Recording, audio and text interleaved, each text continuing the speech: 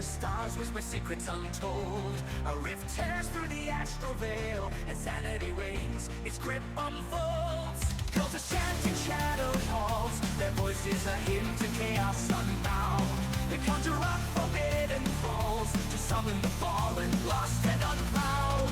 Unfound. Oh, as the winds carry up across realms and dimensions unknown. For the void-born dread, the fabric unraveled shall wield power that chills every bone. Across fractured plains, reality trembles, mountains weep, rivers twist in desperate prayer. The sun blinks, uncertain of its emblem, as eldritch horrors crawl from the lair. Their forms twisted and malefic, born of nightmares and forgotten dread. They drift through astral currents, a beacon for those who seek madness instead. Oh, astral winds carry up free across realms and dimensions unknown. For the void-born dread, the fabric unraveled shall wield power that chills every bone. Every bone. In forgotten temples and cursed groves, heroes gather, there is all unyielding, to chase the ripples of reality's coves. They confront the abyss, both fearsome and appealing.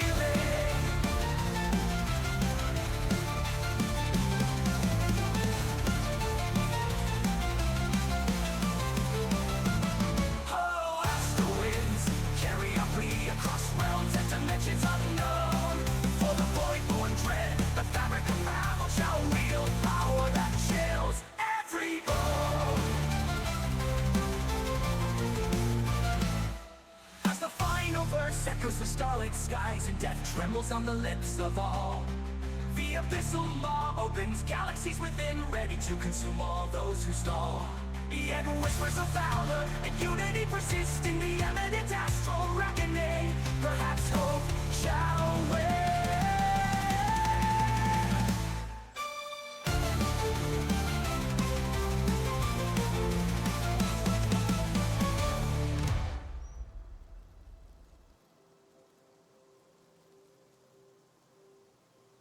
Alright, welcome in, my friends, to session number 25 on this Easter Sunday 2026 of Echoes of the Fallen Ascendant. We're going to go ahead and dive straight into it, so bear with me if I jump straight into getting these guys set and then into the session. Thanks so much, and we'll see you momentarily.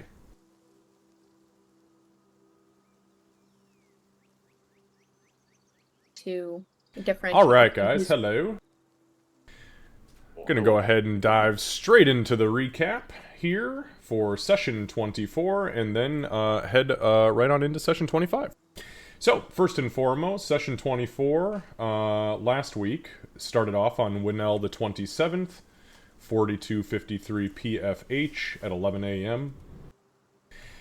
In a brilliantly brutal fashion, the group finished off the last of the assailants, though Dench began to noticeably freeze up in the heat of combat.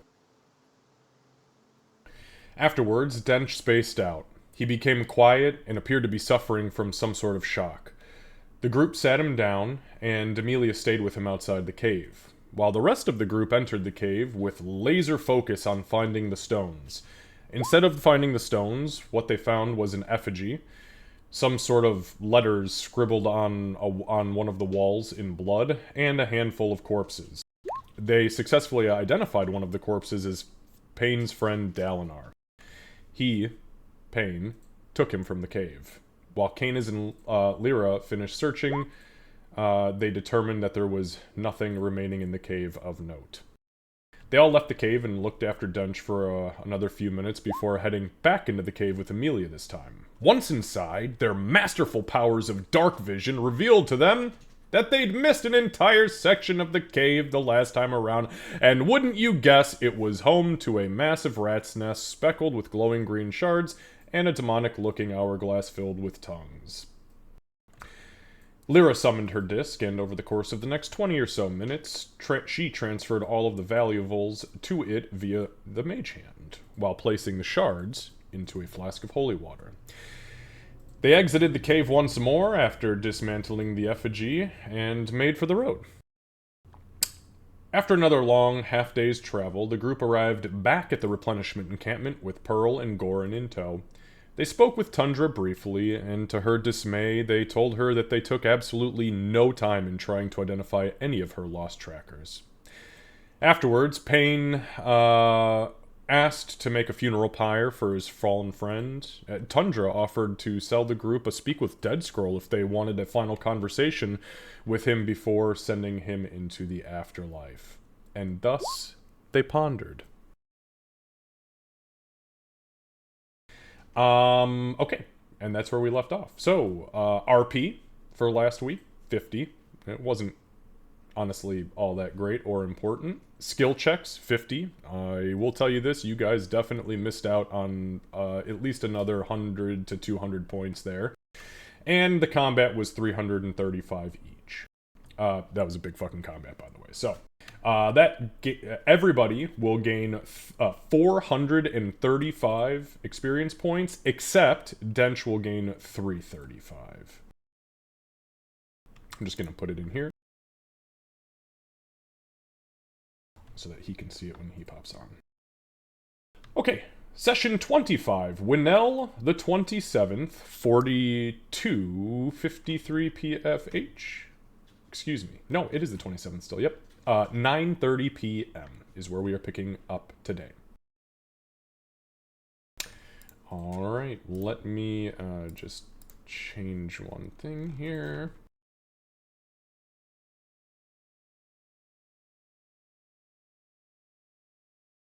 Alright.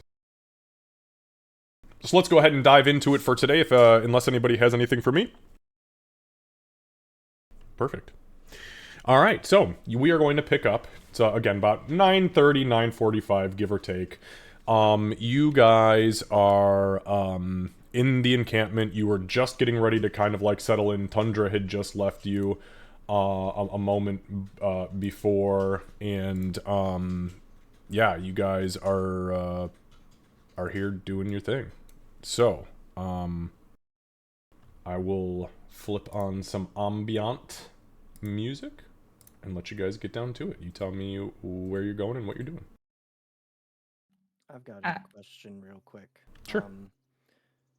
So I kind of know, I don't remember what I said about the equipment, but Dalinar's equipment and his stuff that he had on his person, did that get left behind? Is it here? I just wanted to clarify that. You put it on the cart.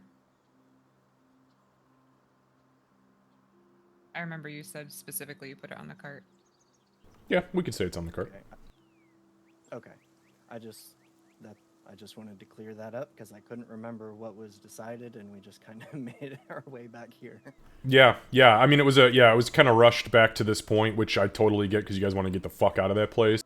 But we'll say if you want to add it to the cart, you can add. It is going to be a suit of chainmail, a battle axe, a shield, and honestly, the backpack would have been completely rifled through, so you can just put an empty backpack on there. And then if you want to add it, there's a holy symbol of Moradin as well. Not necessarily for divine purposes, but for, you know, just pious purposes. Personal piety.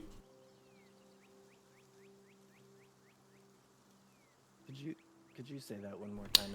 Sure. Didn't have my nose window. No, it's okay. Battle axe, backpack. Yeah, so it's a battle axe, a suit of chainmail, a shield, a holy symbol of Moradin, and an empty backpack, if you hadn't already had that. Thank you. For sure. Alright.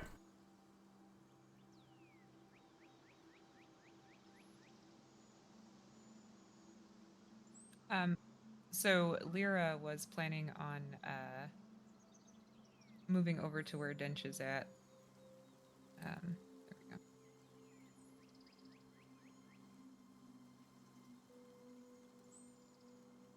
Yeah, and at this point, by the way, Dench, you are like this is about the point where kind of like at the tail end, like you were still conscious through like everything that was happening through that last chunk of the session where you guys were like walking and everything.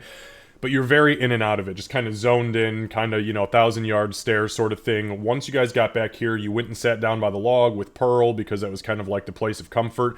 And again, as Lyra approaches, you kind of find yourself mindlessly cleaning and going through the motions of like loading, unloading, disassembling little bits and pieces so that you can check for, dust, dirt, grime, debris on the Tinker Twins.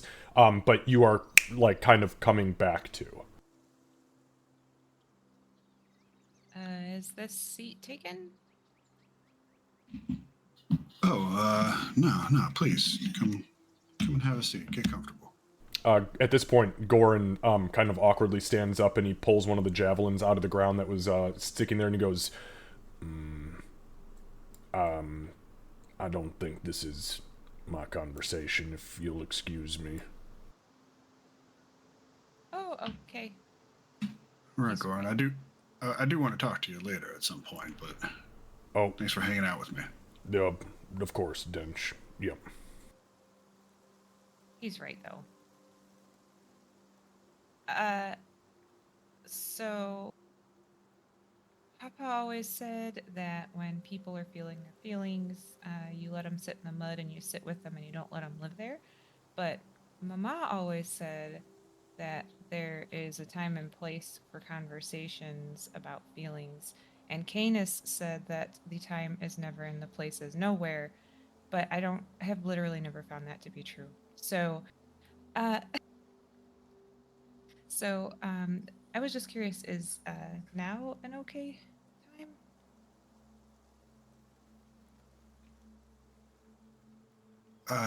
Well, I guess maybe.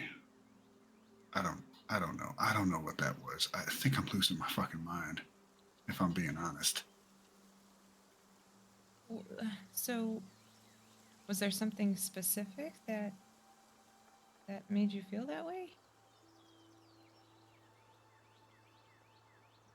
Well, I mean, it was the smell of the gun. It was the heat of the moment. Maybe I don't know. This has happened. This has happened to me before, but never to that extent.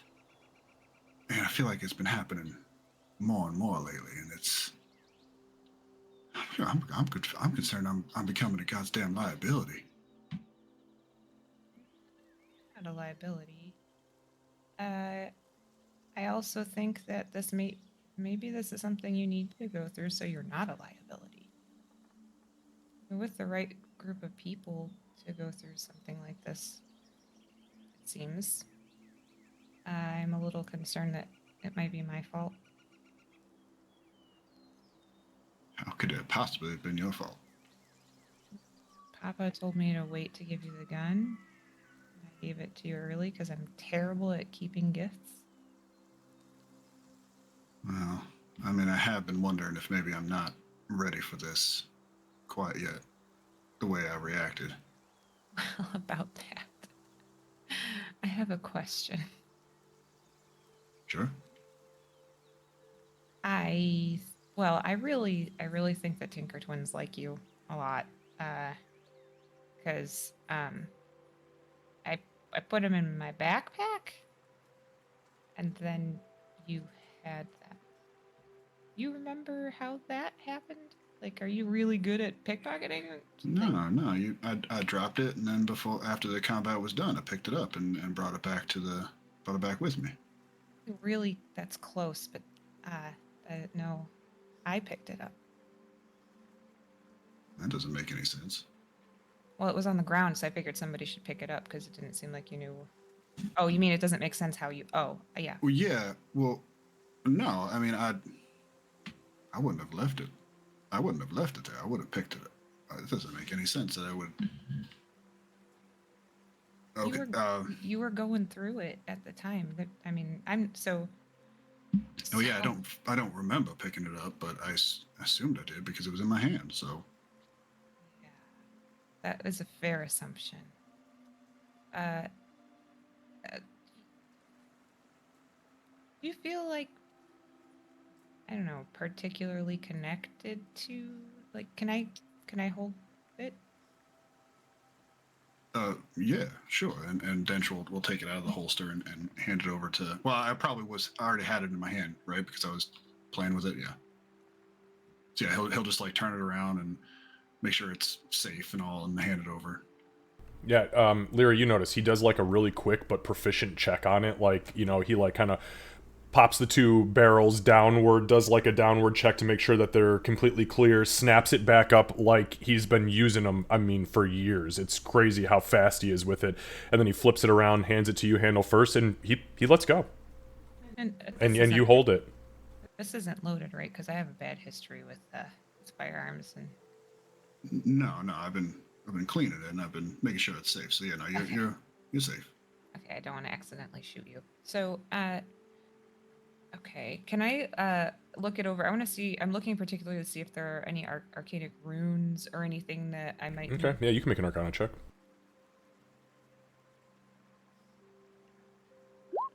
Nope. You kind of give it like the once over. You look at the spots where you know enchanters would place runes on weapons or armor in order to infuse them with some sort of magic. There's nothing. You find like on the bottom of the like the stock, like the where the handle is, there is like a little phrase written, but as you squint closely, you realize that it's your dad's initials and then just the letters TT for Tinker Twins, you would assume, but there's nothing arcane about this, at least from a mundane glance that you can tell. Okay. I mean, I am the least magical person you will meet in your life. So. Well. Oh. Okay. Well, let's. And she's gonna take her backpack off and put the Tinker Twins in her backpack and put her backpack back on. You can have them back. I'm just curious. So it's about this time that you guys, just you two collectively, would hear from behind you. Just really quick, in these few moments, what is happening with Payne, Canis, and Amelia? I'll let you two circle back to that.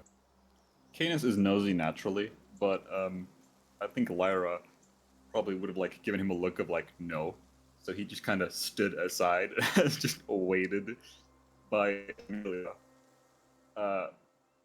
He says he's babysitting her, but really he's just bored. Okay. Amelia, now that we've stopped moving, I think would probably would doff her the shredded remains of her father's armor and kind of just take a moment to inspect what wounds she still has, and then offer a prayer of thanks for, keeping their path at least on this side of the spirit world. Yeah, and as you're doing that, you realize like you got really fucking lucky. If it weren't for this chainmail, you would have more than likely been split in half. Long ways. Like it is the damage is horrific. You begin to kind of like give your prayer, and you look up, and you're like, oh, the stars. Sure shit, it's another clear night. It's a little windy. It's a little bit on the chilly side, but boy, the stars are just beaming.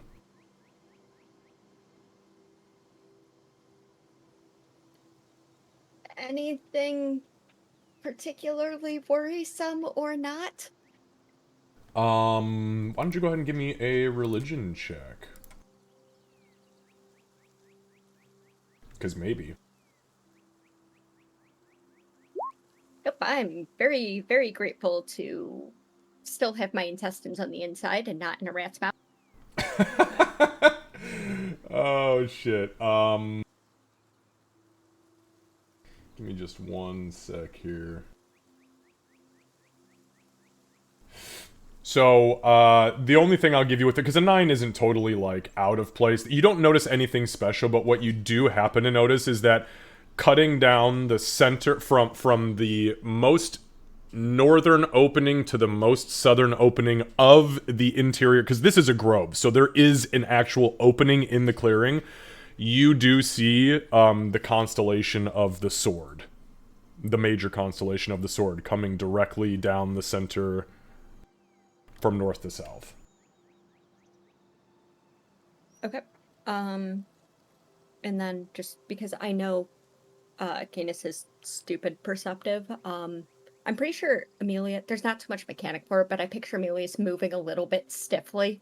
Because you can't get your shit rocked that many times that quickly and not be feeling it a little bit. But she's not complaining or anything. She's just trying to do inventory a little bit. Okay. And how about pain? I guess my first question is, how does Morden, that Morden feel about the Speak with Dead spell, being that it's necromancy, but also how does Pain feel about that?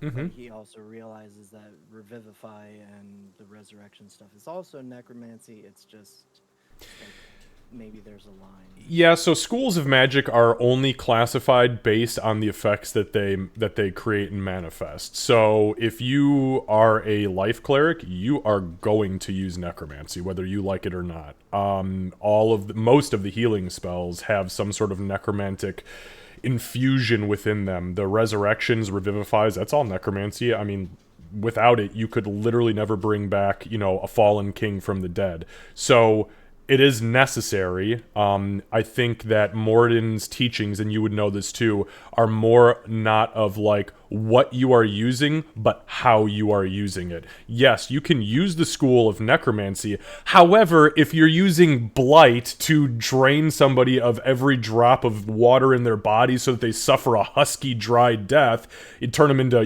walking jerky. That's a little fucked up, and maybe not. However, if your buddy just died in combat and you need to give them a little wisp of life to get them back on their feet, okay, that's acceptable necromancy.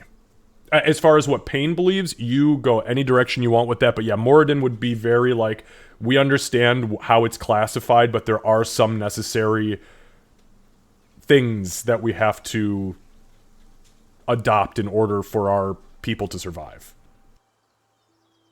So Pain has been sitting there, kind of struggling mentally with this.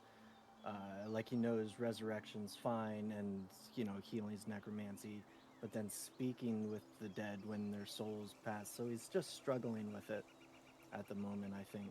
Okay, yeah, no, that's totally fine. So a little bit of inner turmoil while Amelia is doffing her armor. Canis is sitting and being a good boy. Lyra and Dench are having a pretty serious conversation. And Tensor's floating disc is hovering exactly 20 feet behind Lyra at the exact same height that it was hovering because Tensor's machinations and algorithm are flawless in this moment. So, with that being said, however, at about this time, just a couple minutes after you guys kind of sit down to have this conversation, Tundra comes back out of her tent, and she kind of calls out just to the group as a whole, incoming, just so you know who you're talking to. So she kind of out loud addresses the group, and she says, "Excuse me, I'm sorry, I see you're all quite busy. If I've just a moment of your time, please." Oh yeah, sorry. No, it's quite all right. My apologies for interrupting. I know I said I was going to be a bit. I just, so, listen, I want you to all know that I am extremely thankful for everything that you've done for this replenishment encampment and in turn Brackenford. But I have to admit it this is going to make me sound self-centered. It is weighing very heavily on my heart that none of you took even a moment to look for any of my people, which was the only thing I'd asked of you when you headed west, and offered everything I could to kind of expedite that process for you. But I don't hold it against you. I understand you have found one of your own deceased. It's my fault. I wasn't thinking clearly. My brain was on my friend, and and I pulled the party along with me in my impatience to get out of there. I am sorry. Uh, Yeah. Thank you. Well, I accept your apology, but to be fair, I wasn't necessarily looking for it. I just truly want to say that I am grateful for what you've done, but because this is weighing very heavily on my heart, and you've told me that there are people still there, I'm going to be leaving the Grove now, and I'm going to head west and see if I can identify my people, and if I can, I'm going to return them to the soil of Brackenwood tonight, or maybe in the morning if it takes me some time. You are all welcome to stay here. I'm not kicking you out. I truly want you to understand that. This grove is my home, and she gestures to the other people around, and their home, and technically the property of Brackenford. So please stay here, rest. She points to the big wood elf guy in the back here, the one who is holding the axe. That is Ezeki. He is my second in command. Anybody here will be able to provide you with anything should you require it. I just wanted you to know that I am personally taking my leave now, and I will be back as soon as I can. So Do you want help? I know you're not expecting us to, but do you want help? I would probably move much faster alone through these woods with the mission in mind that I have. Plus, you've traveled all day and evening. I cannot stop at this point. You told me possibly my people's corpses are piled up, and I need to get to them before something else does, if it's them. So again, stay here as long as you like. You don't have to stay here until I return. Should you decide to do whatever, you just do whatever. But I'm leaving, and either Ezek or any of the others can attend to you should you need anything. Please just ask them. I don't know if this will help, but there were some bodies in the cave of the area we were in. I tried to identify them, but maybe it's the lack of color. I couldn't find any I did too. identifiers or badges. Understood. Ma'am, that the the thought of things being out there still afflicted, uh, it might be safer to go with someone else, whether us or another of your group here. We made haste so that even if something were to happen, you would at least have news. But Amelia, make a persuasion check. That's a weird one. I don't think... I'm okay. I like it. no, I have such a good bonus too. Hold on. Let me see where I'm at here.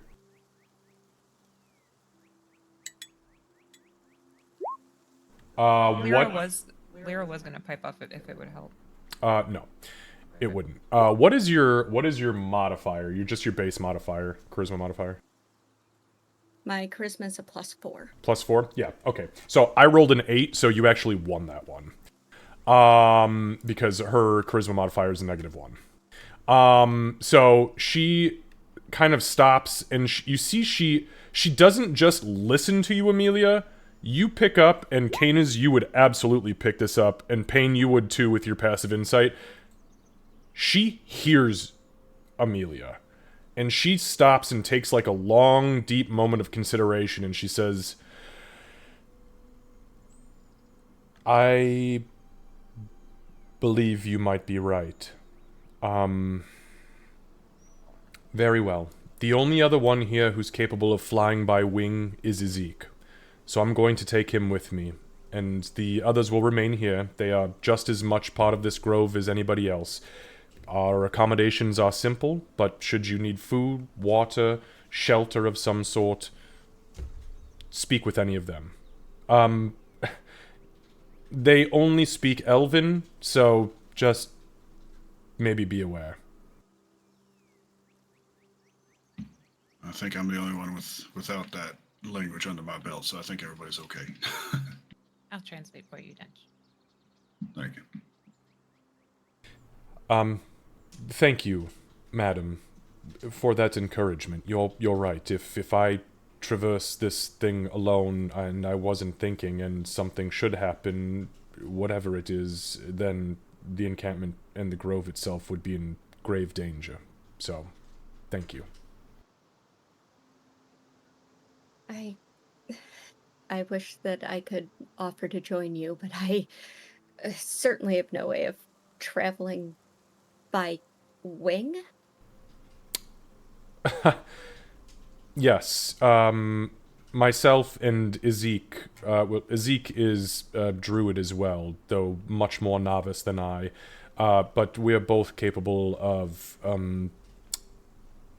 altering our form to be that of ravens, should we need, and, we can fly much faster through these woods that way.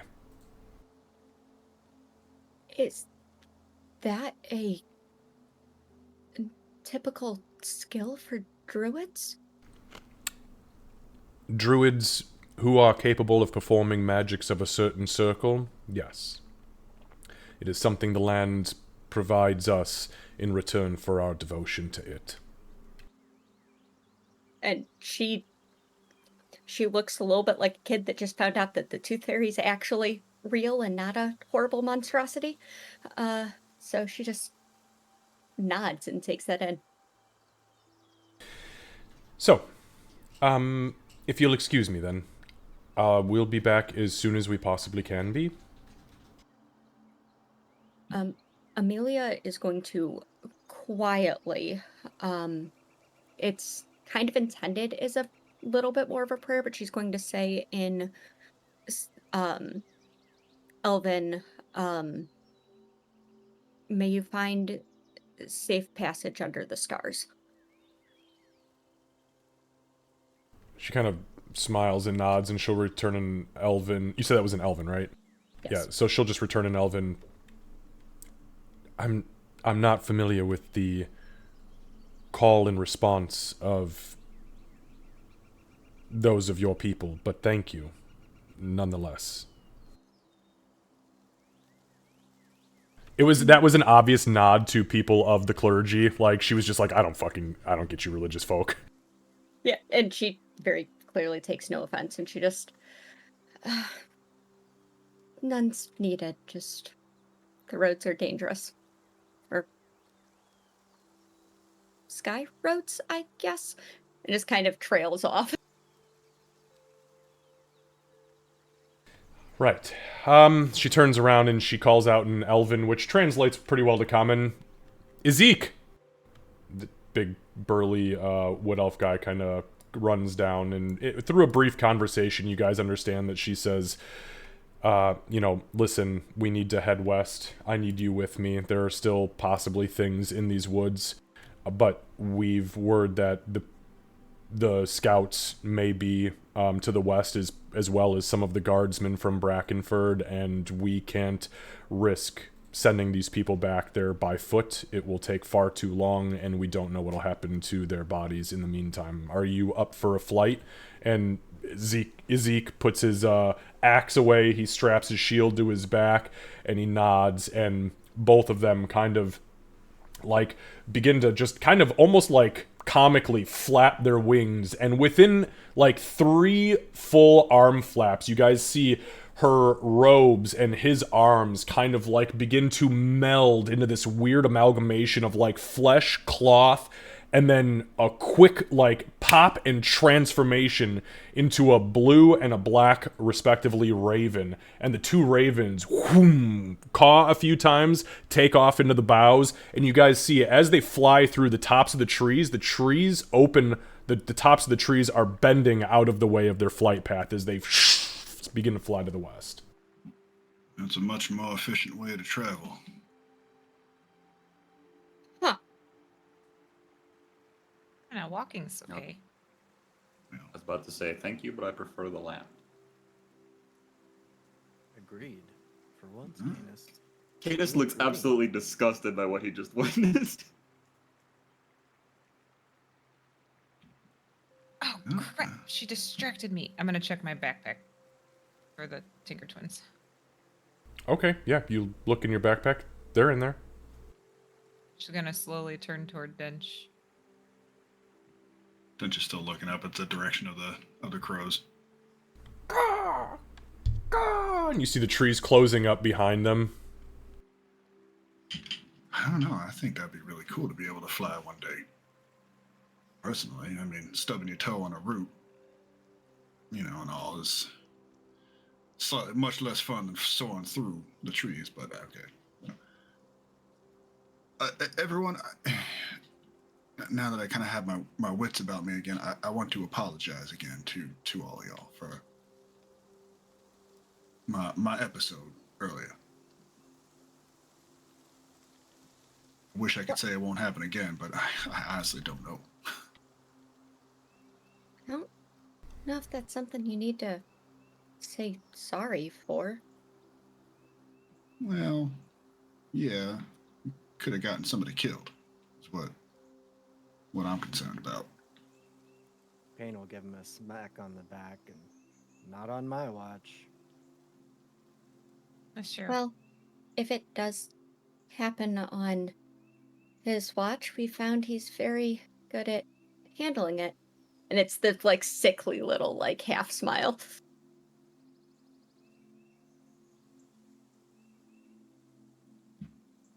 No one was Alright. hurt. Well, I don't know if that's entirely true, but yeah, well, okay. Either way, we should probably get these bones back as soon as we can. It's evening time now, right? Like it's It's about not a good time to 9. go. Yeah, it's like 9:45, and you guys have traveled and fought Yeah. all day. You're pretty tapped. Well, she's going to take her book out. I want to look at these words, but I need to do a ritual first. Okay. Do you need anything from us?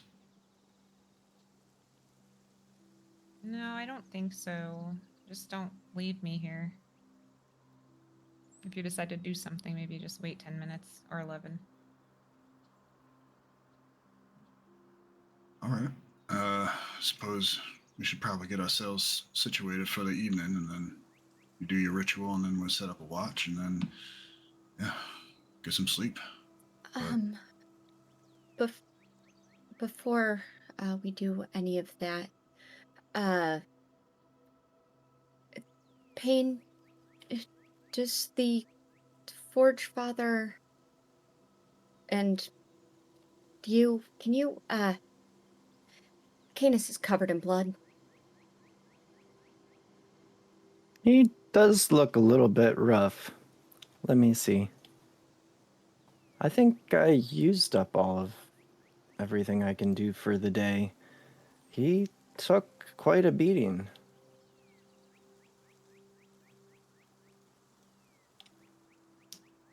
Yeah, I feel like about half capacity, but I'll be. Well, there's no use going to bed hurting. You're not gonna heal yourself like that. You have to rest when you're not feeling good. And she's gonna like dig in her pocket for a moment and then go bend down, reach into her neatly folded pile of falling apart armor, grab a potion. Why don't you drink one before we rest? And I can cover whatever watch you were going to.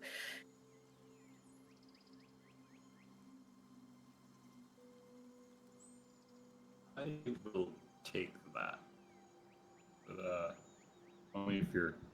Actually, someone else tell me, should I take this? I don't trust Amelia's opinion on this, because it's always yes. I mean, are you hurting bad right now? He's bloodied. You guys are looking at him. He's literally been walking around with like ribs sticking out, and he is fucked up. Drink the potion, Canis. Alright, I'll trust Dench. Amelia will open it since this is requiring thumbs one. Screw top. Rude. What a jackass. Good luck using that made bottle these? opener. Alright, 2d4 plus 2. Amelia, make sure you mark off the healing potion.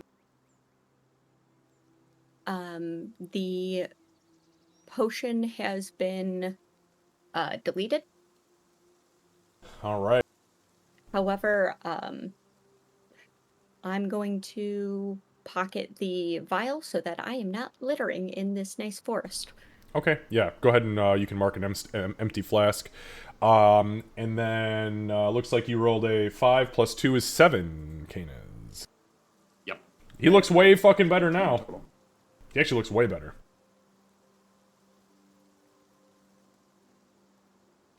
Alright, so how is this, you just explained to me how the process is going to go. I know you guys said you're going to set up for camp. But what exactly, well, you can put obviously wherever you're going to go, wherever you're going to go. Lyra, you set yourself up and let me know exactly where you're going for your ritual. Probably just back here, just kind of like Okay. not all up in everybody's shit. And yeah, I'm gonna cast comprehend languages as a ritual. Okay, so 10 minutes, and I'm assuming everyone else is just kind of like bedding down. Yeah, Dench would be setting up the four-person tent kind of over here in this empty space. Can you ping that for me again? Thank you. Just there. Alright. Amelia is going to see if she can make herself generally helpful to whoever may need it, whether that's in the party or outside of it, for the next few until we're ready for watches. Okay. Well, you had that tent ready. I have many assets ready to go at any time.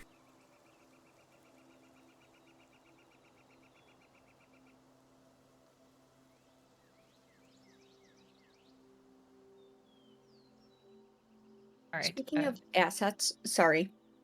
There's the fog and lighting in here. This is like it was before when we were here, right? No, because it was the morning. But it's not. Now it's There's not a nighttime. noxious like green fog that's like over the map that we're all breathing in or anything, right? No, there's no noxious green fog. Okay. There Your is... maps are very cool, but I'm paranoid as hell. Yeah, there's a lot of there's a lot there. I mean, it just depends on, and a lot of it depends too, because I have two light sources giving off yellow light. So, and everybody's dark vision is gray. So yeah, sometimes it does interact a little bit strangely. Yep, if that makes a ton of sense. I hyperanalyze your maps. I totally get that. All right. So Amelia, or excuse me, not Amelia. Lyra. Oh, I did it this time. Fuck. Ah! One of us. Settle down, Not so you. easy, is it? All right.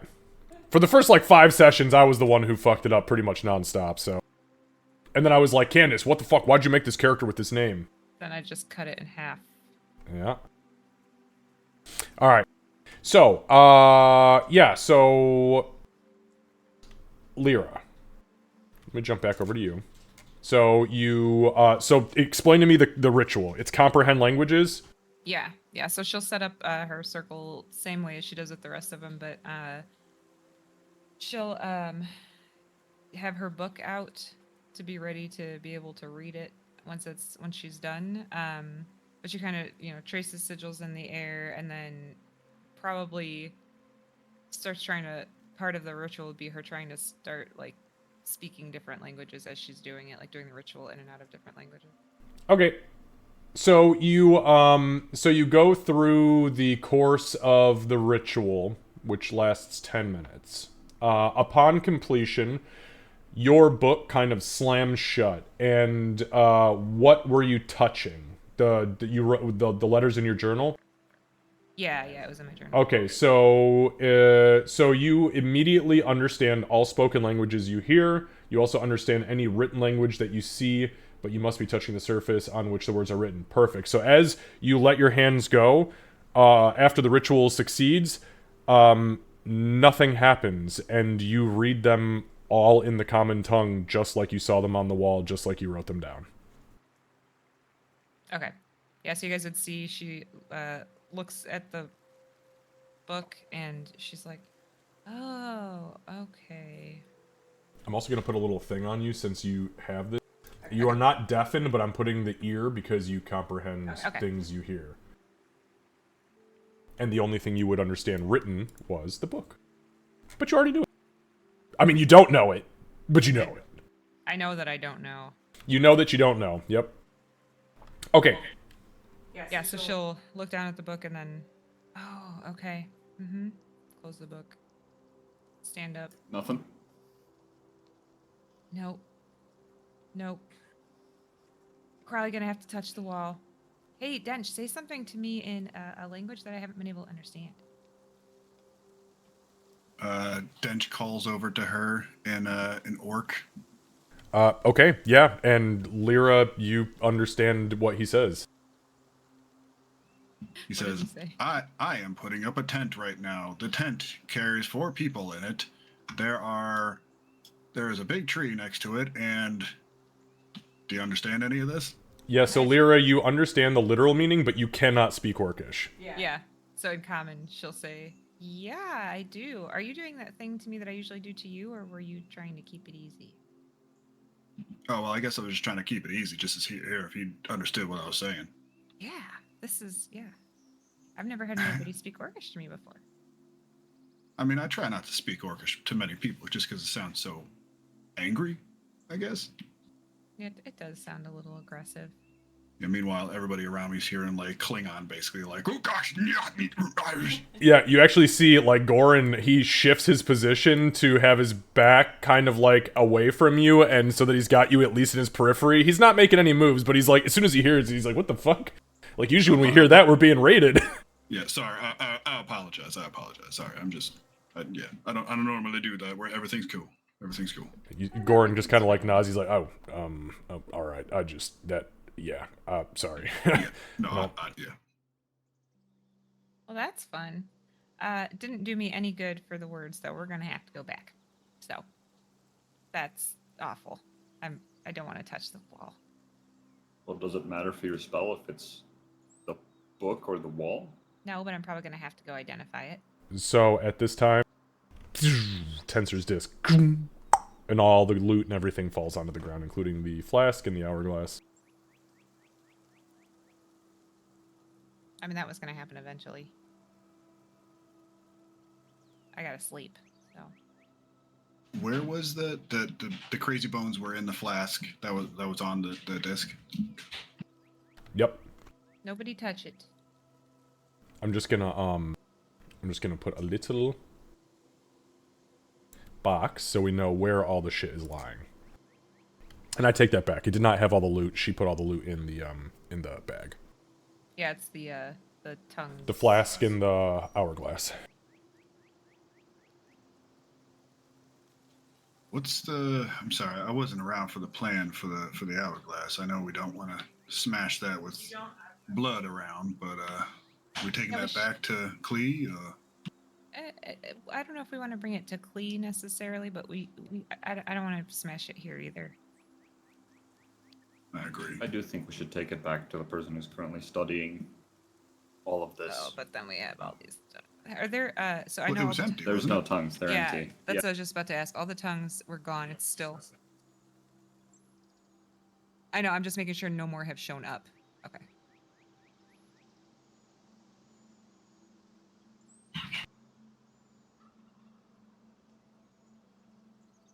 All right. So, what do you you guys doing? Was that about it as far as that was concerned, or does anyone have anything else? Yeah, I guess, are we... I mean, I feel like this message means something, or it wouldn't have been written on the wall. I'm happy to try to study it during my watch, or whatever we're doing, if we're doing watches here. It could just be transposed letters? I don't know. Yeah, I've never been good at don't code, know. so I don't know either. You're the smartest out of all of us here, so if anybody could figure it out, it's probably you. Well, I'll sure try. And she'll, I'm gonna use mage, where do you guys want me to put the... I'll just keep it near me, but on the ground. I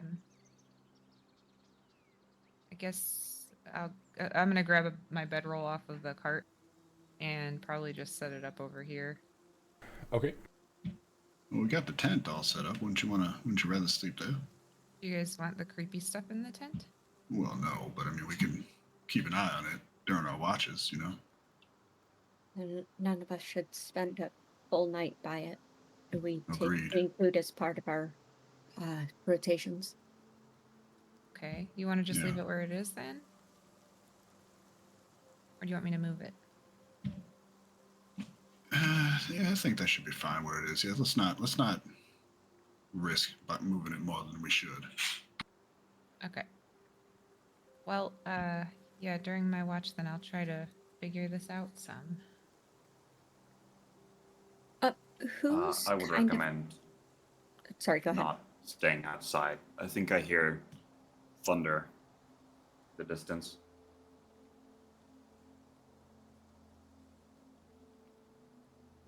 I'd rather not get my fur wet if it's going to rain. He hates that. Well, no, I don't hate water. Just don't like Oh, rain. you hate when your fur is wet because it makes you smell funny. You told me that before. Oh, you didn't want me to say that? Oh, that's true. either. No, I didn't, but thank you, Lyra. Yeah, no, I get it. I don't like sake boots either, so I get it. DM question. Sure. Who's kind of taking point amongst the remainder of the NPCs now that the actual second command is gone? Make an insight check. Okay. Actually, no. Make an investigation check. While she does that, Candace will say, anyway, Lyra, I'll try and assist you with the wall, see if we can figure something out. Okay. Amelia, it's tough to tell. Truly, it feels like they all are exact equals. There is a perfect balance between how they interact with each other. In that case, Amelia is going to just go up to one of them. But I don't want to completely derail their RP. Okay. There wasn't much left to what we were doing, I think. Yeah, you can just approach whoever floats your boat.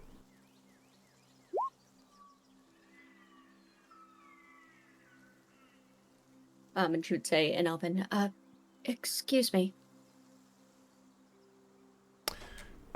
So yeah, he's a younger, probably half elven, but pretty primitive looking, wearing furs and like leaves braided into his hair. But a much younger man looks up to you and yes.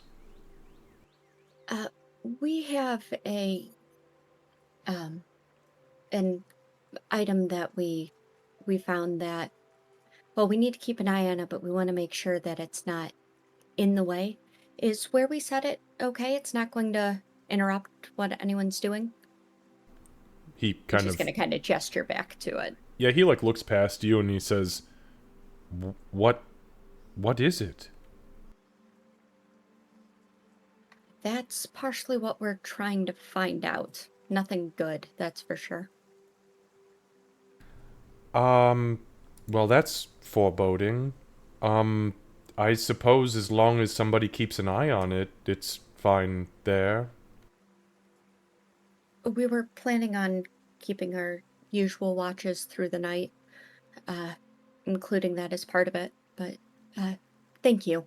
And if there's anything we need to shift so that we're not in the way, please let us know.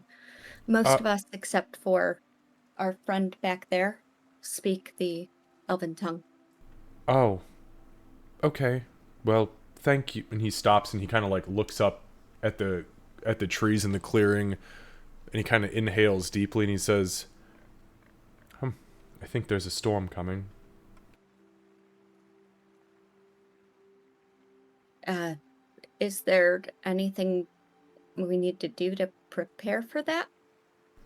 Have you ever encountered a storm before? Not while camping out in the woods in a druid's grove while the grove leader is not there. That's a rather fair point. I'd say just stay away from the big trees, find shelter where you can, and cross your fingers that it passes quickly. Without tundra here to quell the storm, unfortunately, the grove and this replenishment encampment is quite vulnerable to nature itself. When nature has no voice here right now. I mean, he kind of like looks to the other elven man. We speak for nature, but we do not command it to do any bidding. So nature like we're probably used to then. Okay.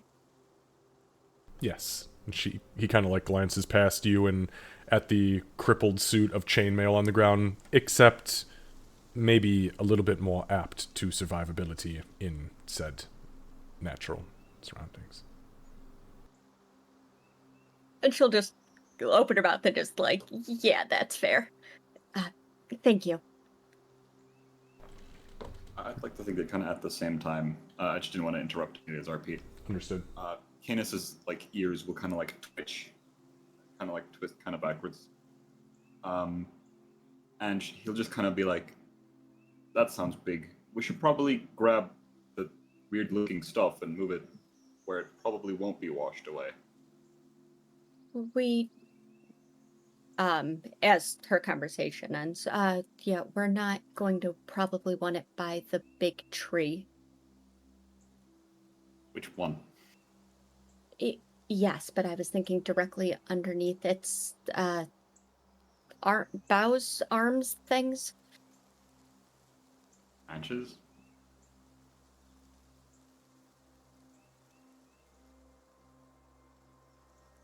Okay, She where do just we want it? Anyway, shrugs lots of me.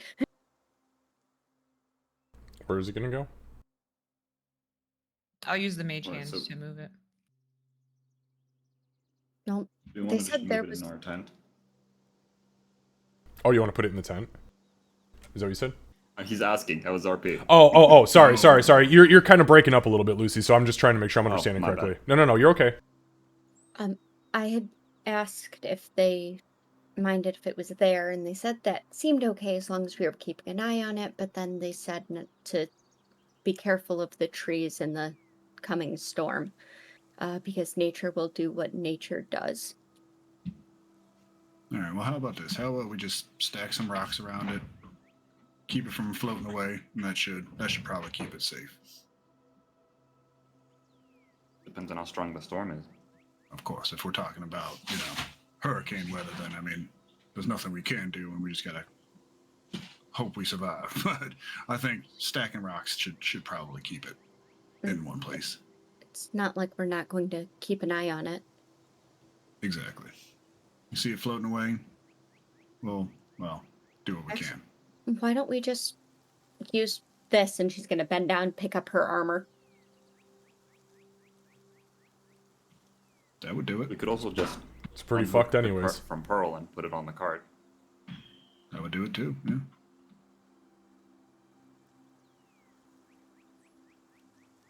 So, cart or just keep it under the tree so it's not near everything else we have. Well, first off, I need to disconnect Pearl from the cart anyway, so we can, you put it on the cart and I'll set up Pearl on the tree nearby, and then maybe the cart is probably the best. All right.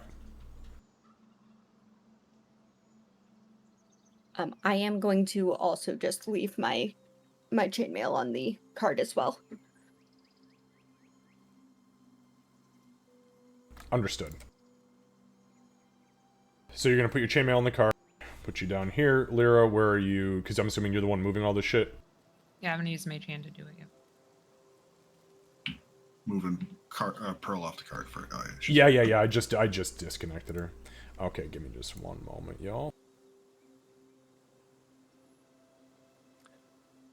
Payne would be looking around for a high spot, possibly under the tree that is just north of the wagon for Dalinar. Yeah. So he's not in a mud puddle. Oh, okay. Yeah. So, where you said under the tree? Under Yeah, which one? possibly under anything north of the wagon there, either Got of it. those two, or as long as it's a high spot and not a low spot. Got it. All right. Yeah, I'll kind of put him like up under here. Obviously, he's under the tree, not fucking sitting on top of it like a goddamn Christmas angel. Like if Pain just has like Goliath strength specifically for this moment. Yeah, exactly. All right. So Payne is in the process of putting Dalinar over here. You guys are kind of all moving at the same time to get yourselves situated. Obviously there is the crazy shit on the back of the cart. Excuse me. And then Dench is in the process of unloading Pearl.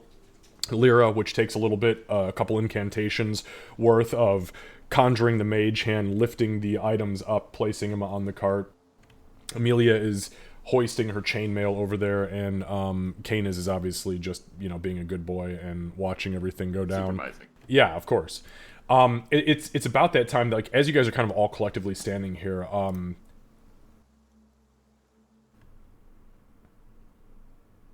everything goes completely silent. And the wind gently picks up at first, as if maybe a front is blowing in.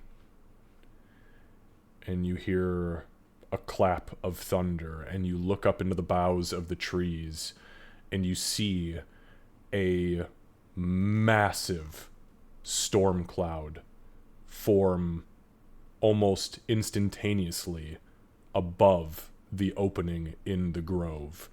And as it does so, lightning begins to crash across the clouds and into the trees, and an absolute torrential downpour of rain begins to rip from the sky. You guys look at each other like, holy shit, that was kind of fast. Before you can act, you all reach up and touch your faces, as the rain itself is warm and it is winter, and you're confused by it, and that's when the scent of copper begins to waft over your noses. And you realize that there is a downpour of blood coming from the sky. With that, from the ground bubbles these massive pools where entities begin to actively rise and call out. You hear in one loud, almost as if a crash of thunder sends this out, you guys hear,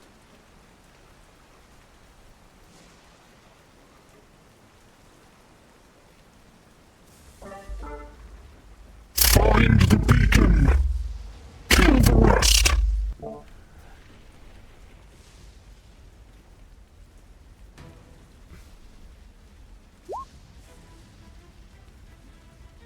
I need everybody to select their character token and roll for initiative.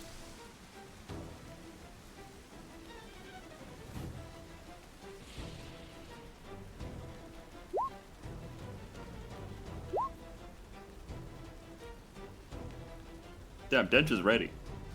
He is. Something about massive Nobody better hurt my anxiety. Pearl. I am not.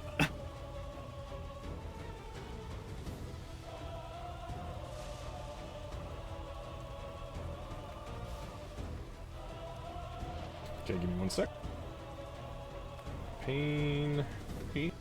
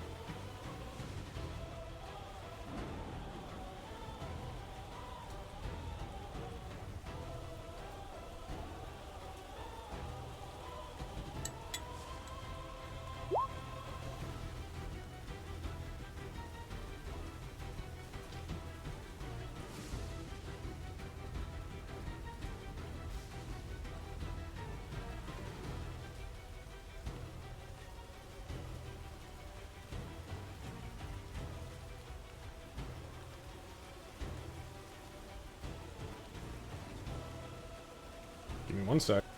My shit's tweaking out on me.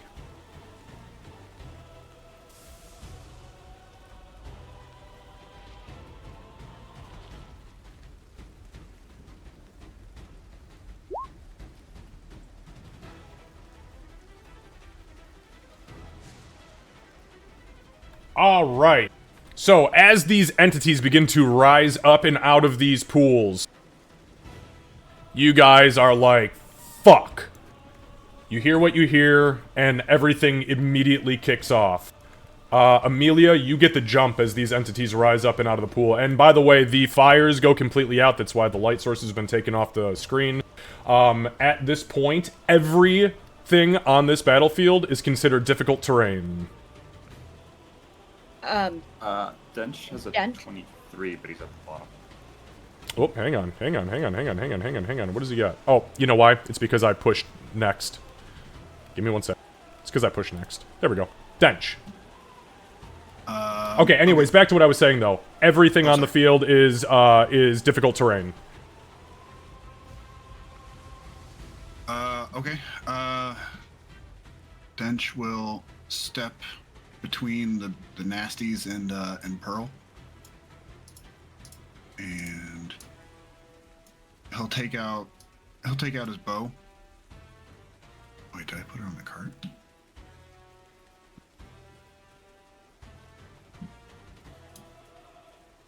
Hang on, I'm sorry. Just had to see what's actually on me. Oh no, it still is on me. Okay, yeah. Yeah, I'm gonna take out his bow and I guess attack this first guy. You're gonna attack, who? Oh, actually, no, I'm sorry. I'll attack this guy that's not directly next to Got it. Lyra in case it pops. Yeah, and just to be totally clear, just very, very, very quickly, what you guys see are creatures that look like this. Incoming. And these. Same guys we saw in the cave before, right? That like exploded. Yep, and then it looks like the creatures that you guys saw in the house.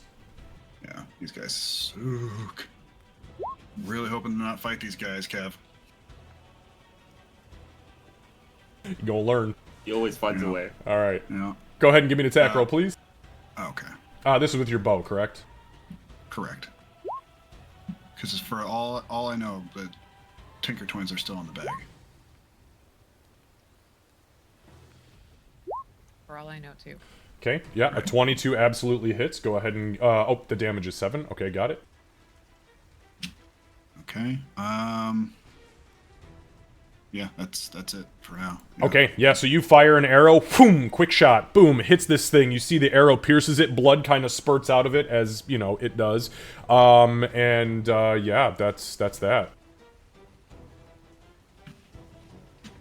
Alright. Alright, now Amelia. Okay. Amelia is going to draw her sword.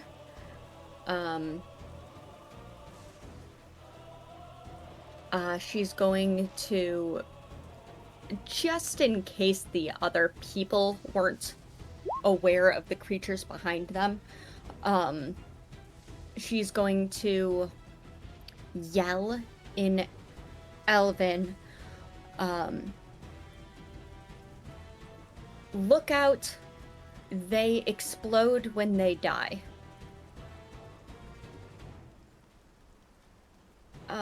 And then she is going to, yeah, she's not thinking about that. And that is when they die. They just choose death early. She's going to start moving. So difficult terrain is going to put her, that's going to put her there for now, which is in a horrible position, and I realize that, but she stands as close to Lyra and Canis as she can. Alright.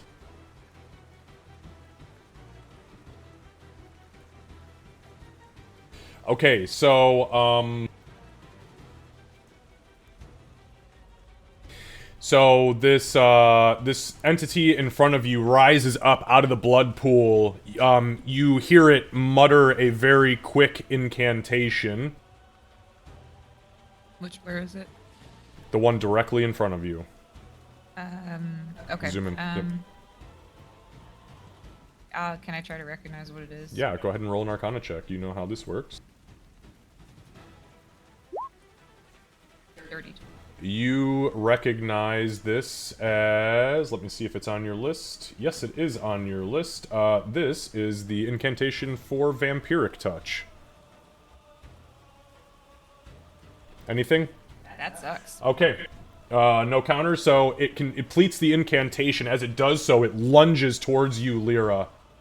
As all of the creatures in this block that are right in front of you, as that voice kind of came over, all of their heads turned and are laser focused on you.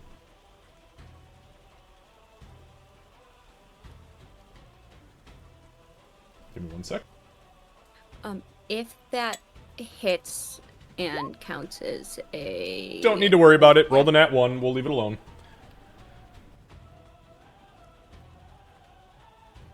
But I know where you were going. But yeah, no, it was a nat 1. Okay. With that being said...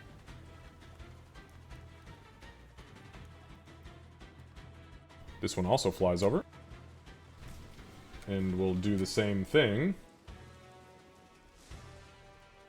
And it is going to strike at you. Understood. Yeah, I know where you're going. I'm assuming it's your reaction. Yep. Okay, got it. That one also does miss. Okay, over on the other side.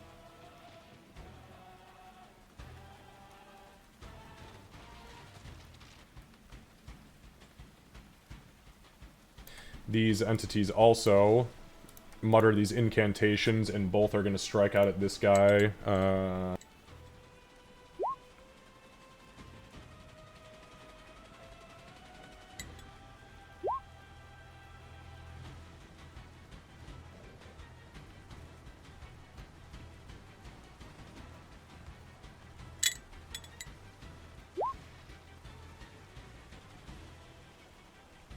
Alright, so as these two entities over here, same type of entities, kind of whip up these incantations, they reach out with these black and red claws. Both of them strike this guy. As he is barely on his feet and turning around, grabbing desperately for an arrow, you see the life literally drain from his face. His cheeks go sunken in. He begins to bleed from his eyes. His left eyeball actually bursts from his head, hanging just by a tendril, and he collapses to his knees, still breathing and alive, but just barely. To the north. Flying in from a very darkened area, which you guys can't entirely see right now, are two more entities. As they get to where they are, there is a loud screech, and both of them kind of rise up into the air momentarily, fold in on themselves, and explode outwards.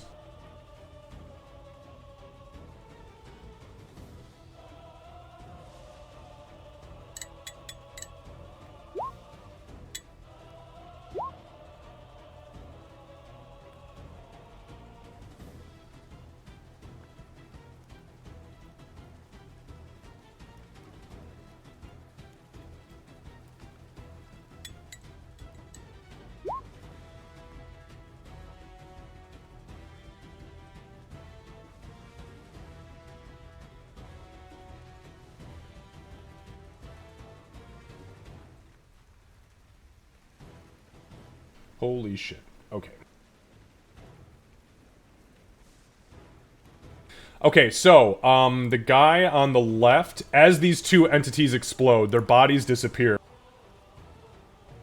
As they disappear,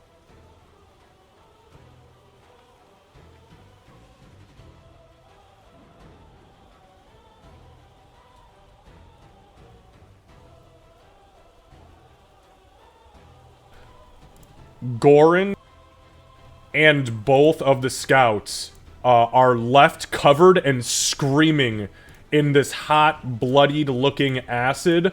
All three of them collapse to the ground and begin to seize involuntarily as their lives come to an end. To the north.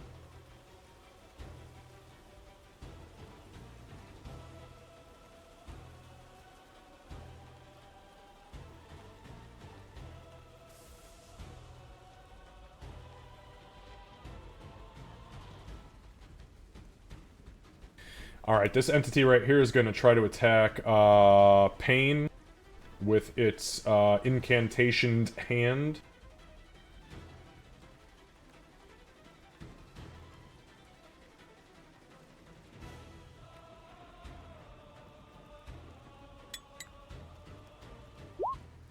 Okay, so that is...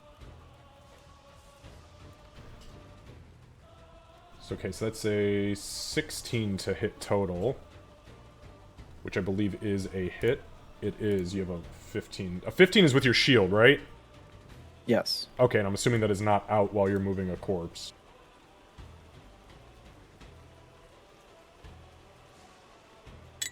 Okay, so that is for 10 points of necrotic damage.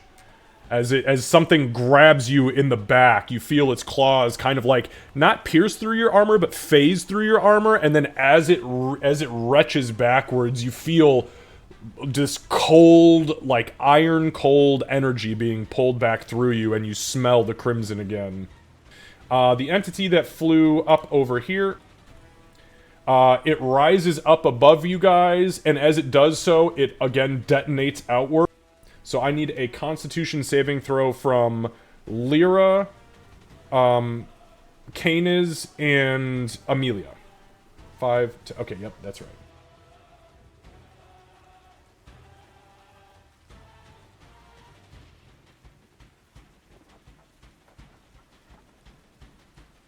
Alright. Those were all successes. So you will all each take 4 points of acid damage as it explodes outward. Alright, that ends their turn. And that brings us to the Hounds. Okay, so this Hound goes here. This Hound goes here.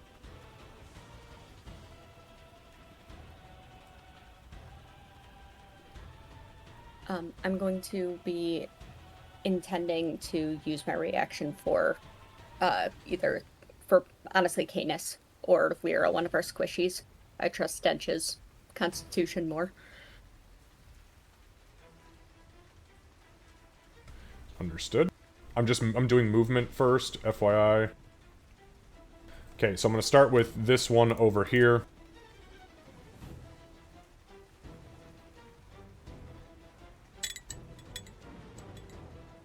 Okay, that's definitely a hit on that guy. Yeah.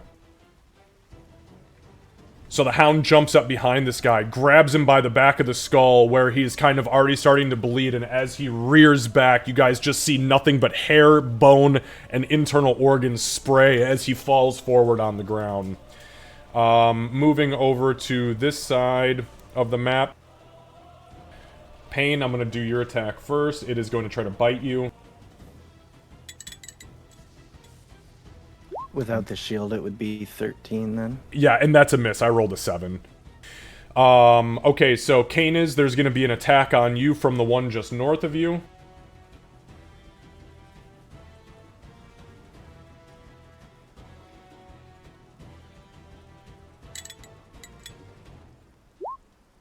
Okay, that is a miss. On you, Amelia, it's going to be attacking you from your left. Yep, that's gonna suck. Nope, My AC is accurate on my token. Yeah, I got you. I rolled a 5. You're good. And then, Lyra, there's one attacking you as well. And that is also a miss. Oh, you guys got lucky that round. Alright, Goran is with the Lord. Lyra. So Amelia moved over to the left of Lyra, and Lyra's gonna go, of course, reach over, and I'm gonna give her mage armor. Oh, okay. First level spell slot.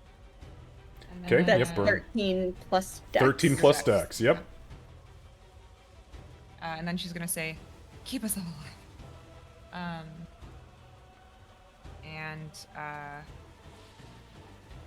God, there's just not really anything else I could do. So that's actually bonus action. I am going to put up my blade song. That's my last one. Okay, understood. You can add the little song token and then change your AC. Yep. Alright, so Blade Song. You begin to Blade Song, and there's this boom boom, this armor around Amelia that kind of holds her together as best as she fucking could, or can at this point. Okay, the scout. The last... Wow, God, they rolled those scouts very, very fast. Okay, so this guy stands up and turns, and he is going to...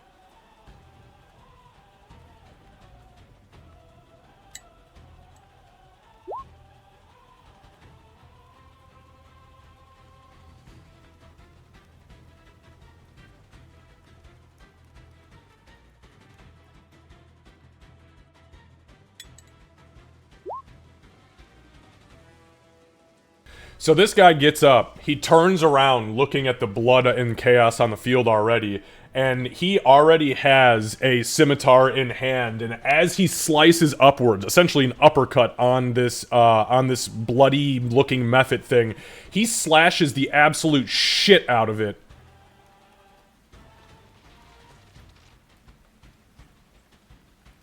And does a pretty gnarly amount of damage to it. That's all, unfortunately, he can do.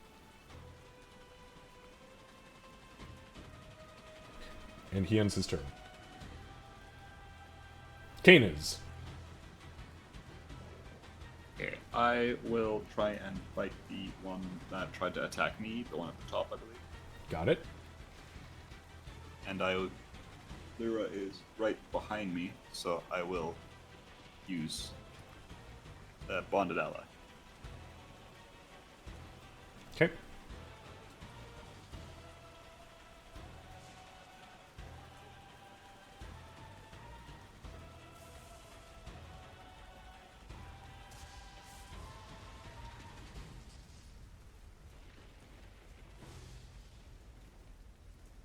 Okay, a 19 absolutely hits.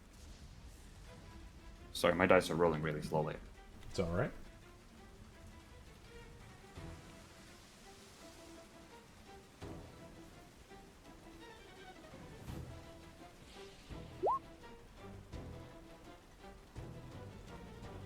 Alright. Alright, for 5, got it.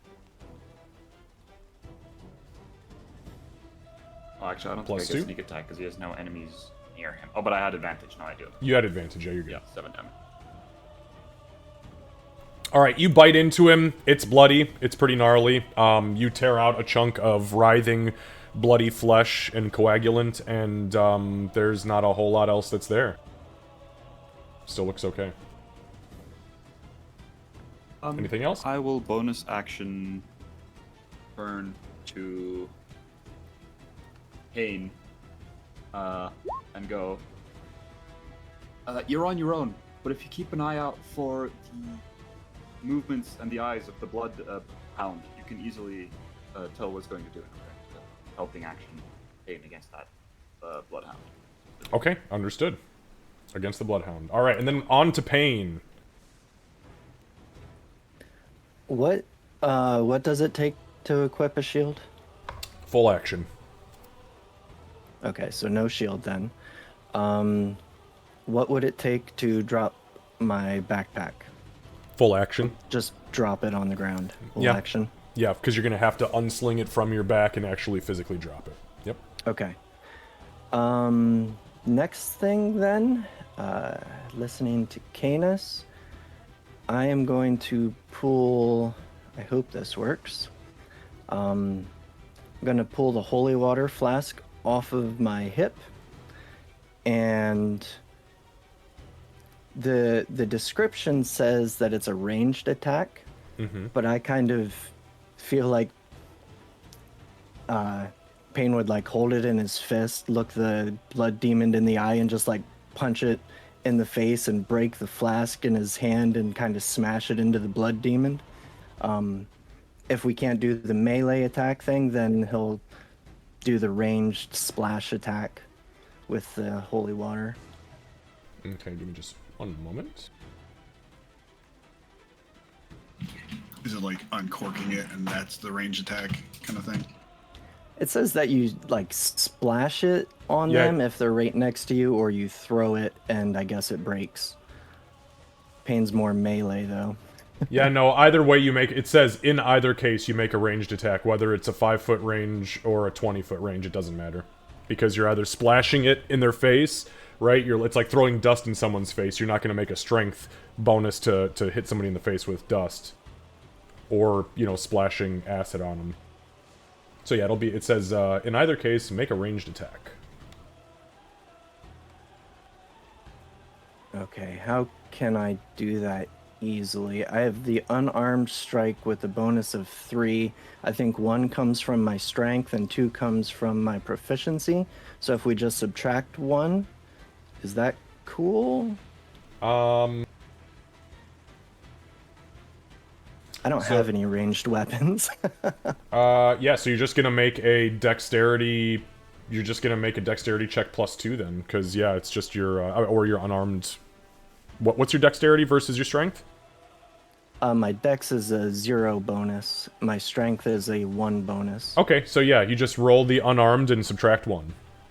Okay, sounds good. So attacking with the holy water. With advantage, don't forget. With advantage. Oh, well, that's good because I think I'll need it. It was almost a 15. Oh, are you kidding me? 2 10s. Minus 1, so 2 9s. So yeah, you pop the cork, you splash the holy water as best as you can, and it just kind of, as the rain is deluging down upon you, it's catching it, and nothing happens.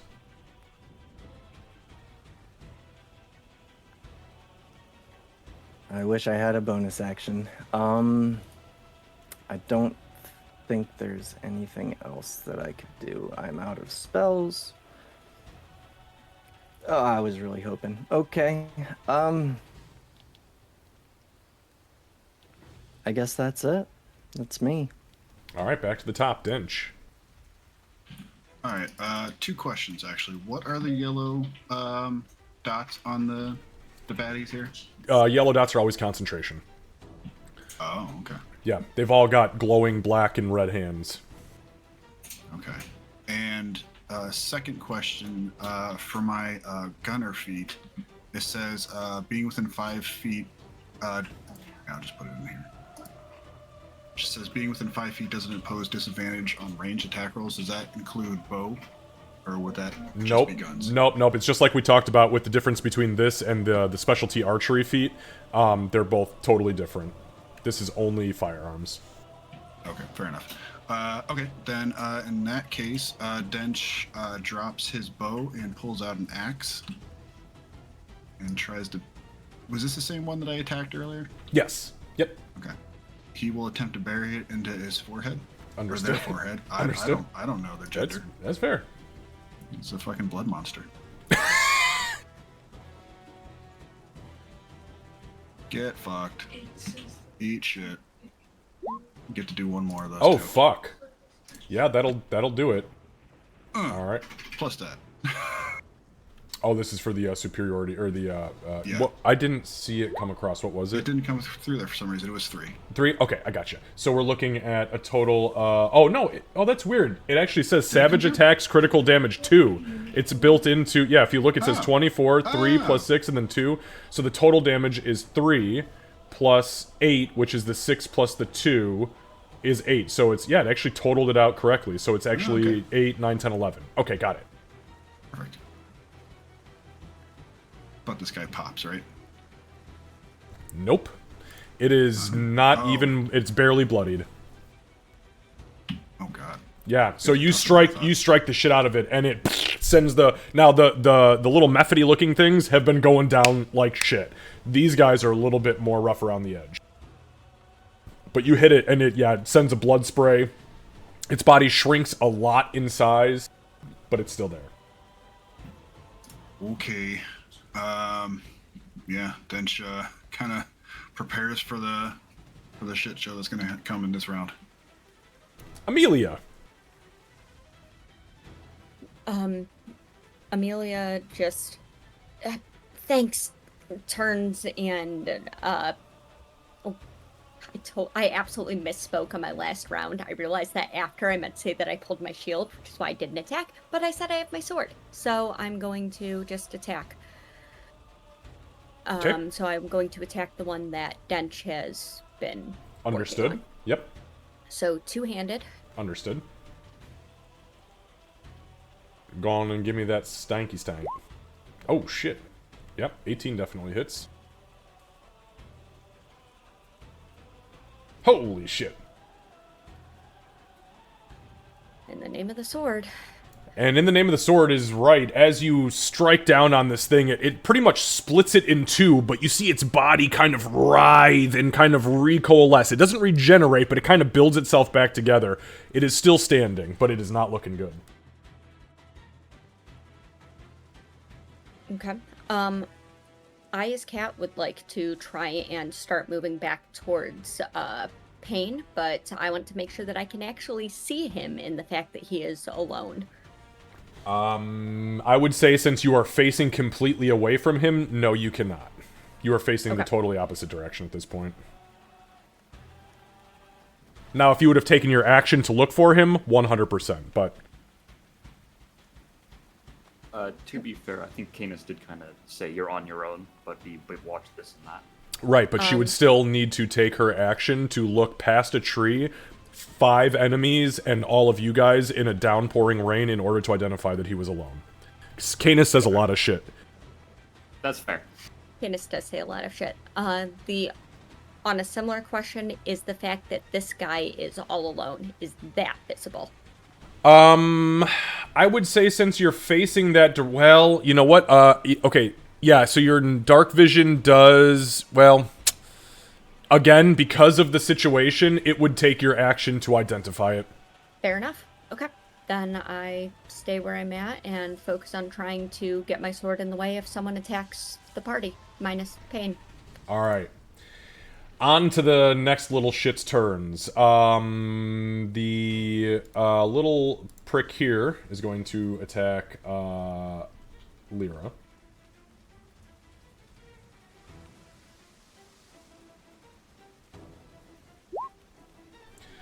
Okay. That is a hit. Okay, I'm going to intercept. Understood. Okay, that is your reaction. So, this thing reaches out with its claw. As it does so, Amelia throws her shield up, and instead of you getting the full brunt of this claw, like on your neck and chest, Lyra, the shield cuts off, not completely cuts off, but stops like 3 of the 5 fingers, and instead of taking 14 damage, you take, the 9, 10, 11, 12, 13, you take 5 points of necrotic damage. Thank you. Mm-hmm. Not Okay. you. Well, okay, well, fuck you. First of all. Next, behind, to your right, that one's gonna attack you.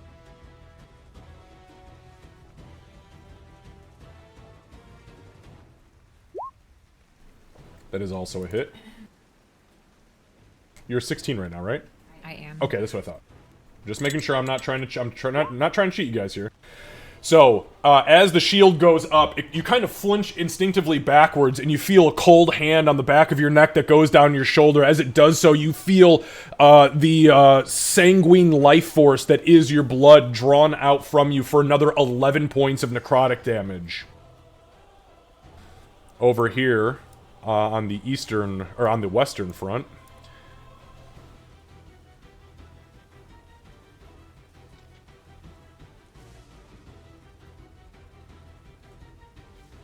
this guy's actually gonna come over here. They're both gonna attack this dude. Or the first one will. We'll see where it goes. Jesus Christ, that's a hit too. Let me see how he's doing after this roll. He's still up. The second attack is a miss. He's still alive. This guy's fighting for his life. So the first blood creature grabs his face, like full force, like he's gonna mark him with the mark of Sauron. As he rears back, you see blood coming out of this guy's every orifice on his face into his hand. The second creature reaches down, and as he does so, just totally fucking embarrassingly whiffs. Like a chump. Okay. Pain. This entity is gonna try to strike you. And that is a miss.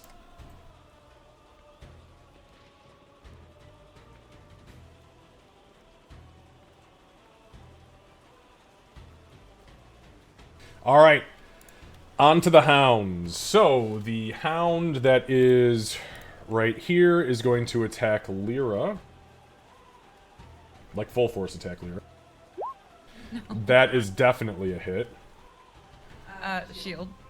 Can I do shield? Or do I have to say it before you? No, I just said I hit. So well, what does it say? Read me the spell.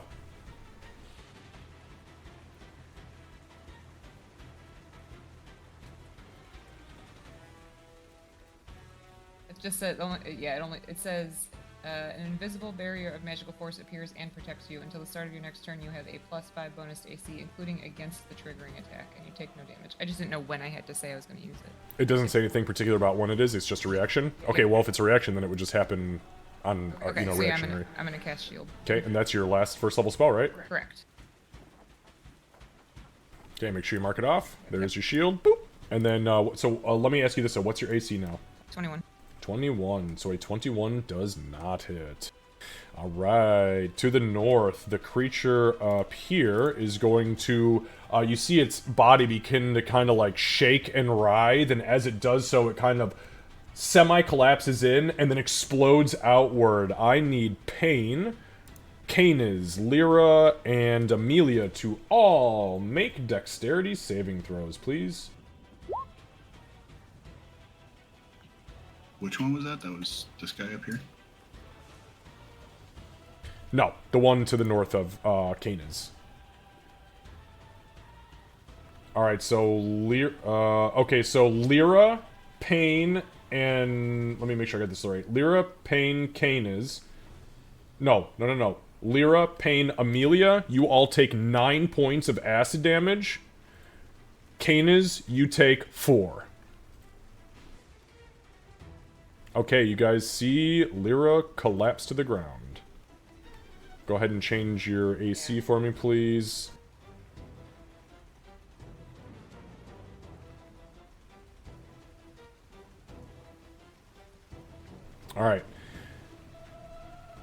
So Lyra hits the ground. At that point, this entity over here, big boy, is going to come down.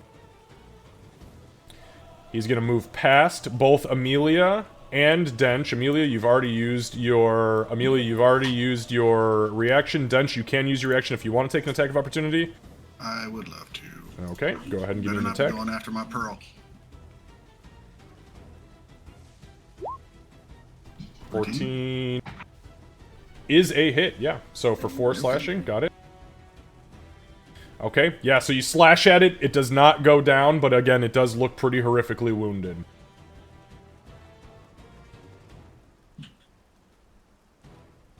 Does it look like it's going after Pearl? 540. Nope. It goes around Pearl, completely up and around Pearl, turns, and jumps on Lyra. And that was with all of its movement. As it jumps on top of Lyra, it is going to bite her. That was not a critical, so take a single failed death saving throw, Lyra.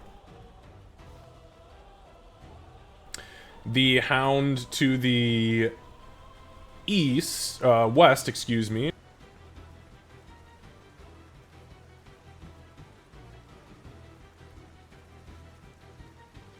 Charges as soon as Lyra drops, charges to the east. To the north, the other 2 hounds immediately charge south.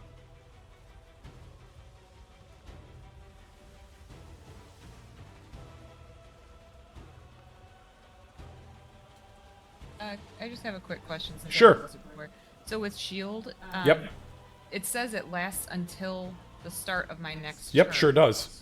So I should still have that 21 right now, right? Yep, 100%.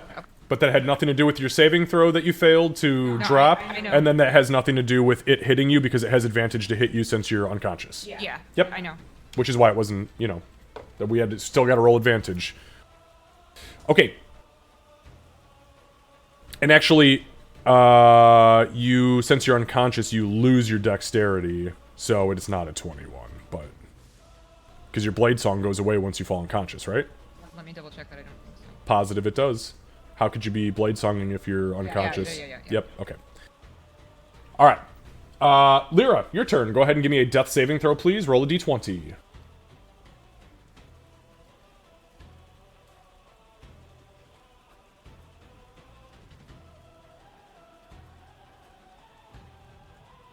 There's another failure. Guinness? It's another failure. I don't see it. Oh, I don't know why. It was a 4. Got it, I see it. Okay, it's 2 failures. Understood. Alright, so this entity... The last standing scout over here is gonna make an attack. Again. Holy shit, he fucking hit. Give me 1 second. Oh, is he? I hope he fucks this thing up. Nah, not quite, but... So yeah, this guy over here to the right, you see him fighting for his I mean, literally, hacking and slashing at this fucking blood muffet like it's nothing. And then he ends his turn. Kane is. Do I, hear Lyra go down behind me? You would hear her singing stop.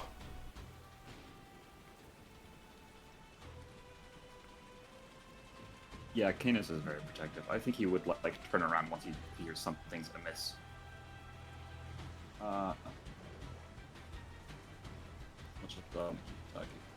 He'll see Lyra down, this dog on top of her. And he will... I'm going to spend my action. I'm going to cast Spare the Dying. Spare the Dying? Okay.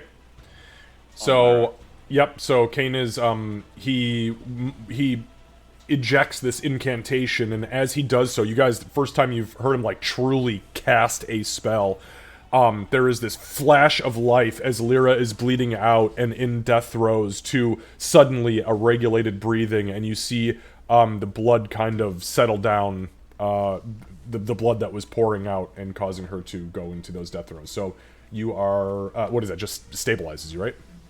It just stabilizes. Yes. Okay, got it. Okay, so you are back to 0 and 0. Alright. Canis will then kind of a little desperately shout, someone get this thing off her. Because I don't know. He's gonna shout specifically to Dench this time. It's currently focused on her. Try and get its rear. And I'm gonna bonus action, give him advantage on the hound on top of her. Okay, so that's the one down to the south here. Got it. All right, Pain. I'm going to close wounds on myself and Smart hope man. I can survive. Okay. All right, I think I can roll that. Somebody said through the short rest menu, right? That's a good question. I don't know that. You can. Okay, there's hopefully the answer. You just do roll hit die. Yeah. All right, so 6, and then that also includes, yeah, that is your +3. So okay, you heal for 6. So you whisper that incantation as the liturgy begins to kind of spill out, like, oh, maybe I'm in that moment where I need to just keep fucking cycling this thing because I'm getting beat on. Your wounds begin to cauterize and sizzle back as you kind of just maintain and hold the ground, which is actually pretty fucking impressive. All right, anything else, Pain? I'd sure like to put on my shield or drop my backpack as a bonus action, but I don't think I can. So that is it. He will just stand, dodge, and survive. All right, back to the top with Dench. Okay, so Dench, watching the dog kind of circle around, he'll turn to this gentleman here. He'll take out his second hand axe, and first whack is at Okay. just the first whack is Just at the first one is at advantage. advantage, correct.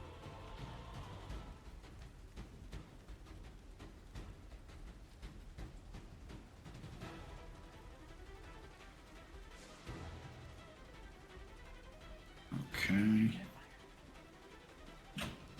I'm not sure why that's not coming through, but the first attack was a 22.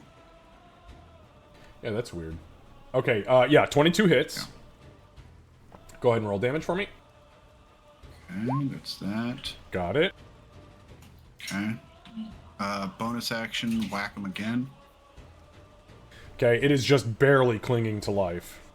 Alright.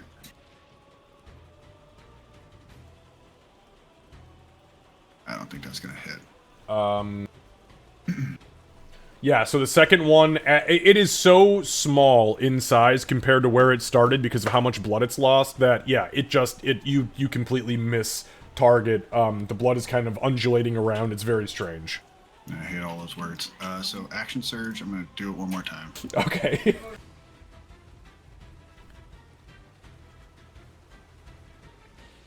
Okay. Holy shit, yeah, 21 hits. All right. And for the damage. And almost minimum damage. And that is just the amount of hit points that you needed to destroy it. As that happens, I need... Okay, so I need Dench, Amelia, Canis to all make dexterity saving throws. Lyra, you are now dying.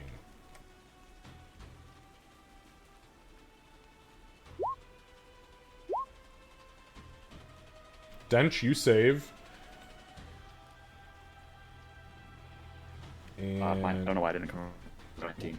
Yeah, what the fuck? Why is it not doing that? That's weird. Okay, so you rolled a 19, you said? Yeah, okay, I see it. Alright, so that's 2 successes. So it was only 6 damage. So Amelia, you take 6 points of acid damage. Dench and Canis take 3. Alright, Dench, anything else? With action surge, I can only do one attack action. Correct. Yep. Yeah? Okay. Hang on, I'm just updating my token here. Yeah, okay, that's gonna be it then. Amelia. This is what we call bad. There is through gritted teeth, there is just, you don't need to speak Elven to understand it. It's just a prayer of desperation and trying to stay upright. she is going to ah this is gonna be really bad. I'm going to turn and try and pick up Lyra. Okay. Boy, to pick her up. I'll tell you what, you've got... No, I'm not going to give you options here. I'm going to tell you exactly how this is going to go. You will be making a grapple check at disadvantage to pick her up, as there are multiple entities around you fighting for her body. Okay, grapple check is athletics. Yep, athletics check for you. At disadvantage.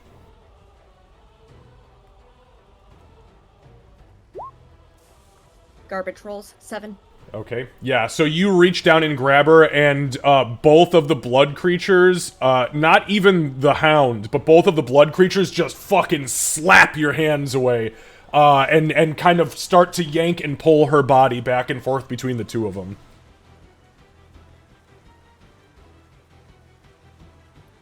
I know that would have been my action.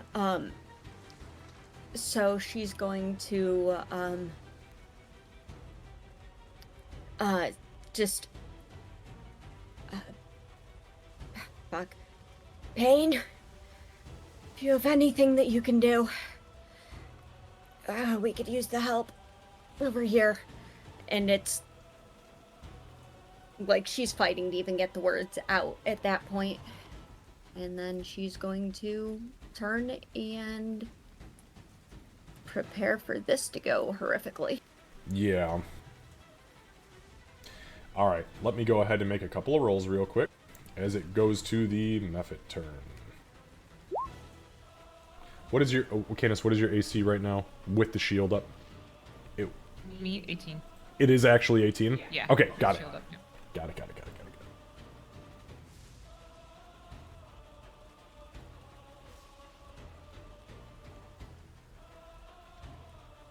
Okay. Okay, so that is a hit. That's a failed death saving throw. From this one here. Okay. The second one, let me just make the attacks.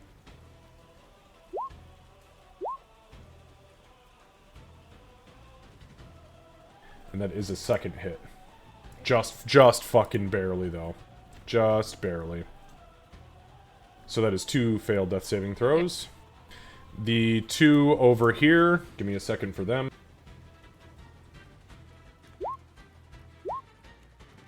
Okay. One of them hits this guy.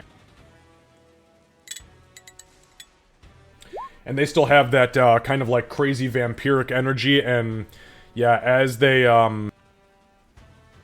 kind of overwhelm this guy, you see he kind of crumples to the ground, and both of their red and black hands go into the top of his head and begin pulling just fistfuls of viscera out of his ears, out of his nose, and he eventually just collapses to the ground. Pain, the one directly above you, is actually going to fly here, around you, and around the tree, and its body kind of rises up into the air, implodes on itself, and then, again, absolutely detonates outward. As it does so, I will need Pain, Canis, and Amelia to all make... Pain, Canis, Amelia to make dexterity saving... Oh, wait, hang on. Constitution saving throws, please. Unfortunately, Lyra, you automatically fail that. Actually, you know what? Hold on. I don't think you actually fail that. You fail strength and dexterity saving throws. Unconscious, dying... Hold on. Ah, no, but it's when you take damage, and you're going to take damage regardless. Unfortunately, I believe that means you are about to die. Yep. The roll that I see in roll 20 is not what just came through. Okay, hold on one second. Let me look and see what I see. Okay, so I am seeing a custom roll. Why do we have a custom roll? I have no idea. I hit Constitution, it rolled, it did a 20 and a fancy thing, and then a 12 came through and it says custom. Okay, we're going to take the 12 because I don't know why it would have rolled a custom roll, so we're going to accept the 12. Because the 12 is what's showing as a true Constitution's throw. Everybody else's is showing straight, so I have no fucking idea why that would be what that is. You're right, though. I'm looking at both of them, and it makes no sense. Yeah, it's labeled correctly in roll 20. Yeah, that's weird. Yeah. Even, it's saying that I rolled a d20 in... Right. in there. Yeah, that's fucking strange. Okay, so it's gonna be, 4, actually, you all failed it. So that's gonna be 9 points of acid damage to everybody. So that means that Amelia drops unconscious, and Canis drops unconscious, and Lyra stops breathing.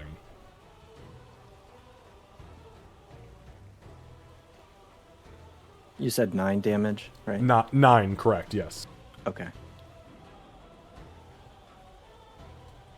So, as the hounds begin to move, this one right here, I'm just going to double ping it so everyone knows exactly who I'm talking about, jumps on top of Lyra's body as Lyra's body ceases moving completely. It jumps on her body, flips her around, and buries its head, which squeezes inside of the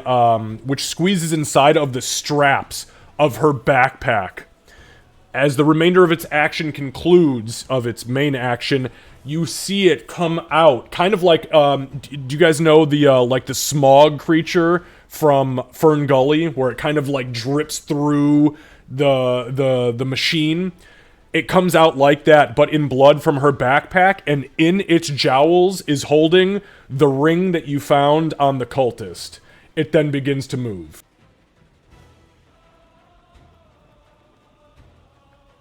And it gets there.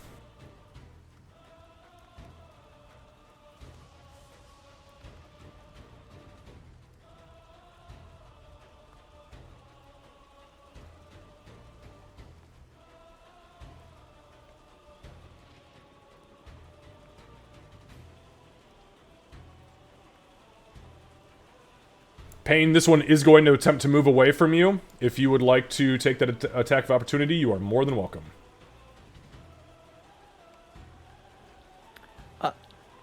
Have I noticed the dogs exploding? You know what? No, he's not going to attack Okay. because they're leaving. And He's like, get the he's fuck like, out of here. "These things explode and it's leaving. I'm not going to push my luck. Yeah. Okay.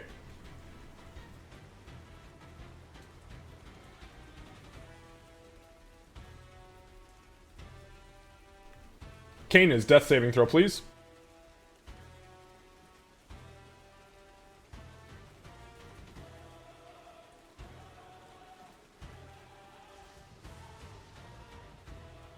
Okay, that's a 10. No, that's a 4. That's a failure. Got it. Okay, that is a failure. Pain, it is your turn, actually. And as you turn around and kind of watch, the hounds all book it for the large red blood pools on the ground.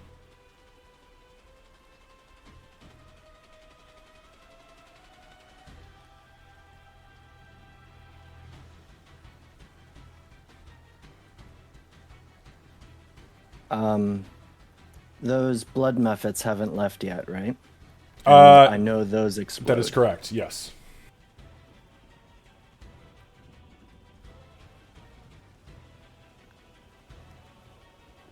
I'm going to take... I'm going to drop my backpack. That's going to be my action. Understood. Anything else?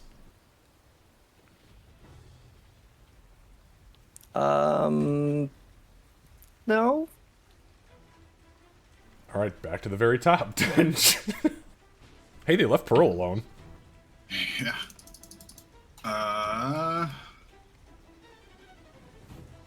Fuck. Okay. Can I...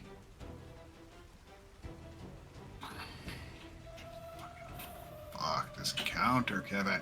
I'm just gonna hit this guy. God, I don't know. Ugh. Which guy? Oh, the Mephit right here. Yeah, this one right there. Yeah. Got it. Okay. And I can't do anything about the guys running. Not really, at least. Okay.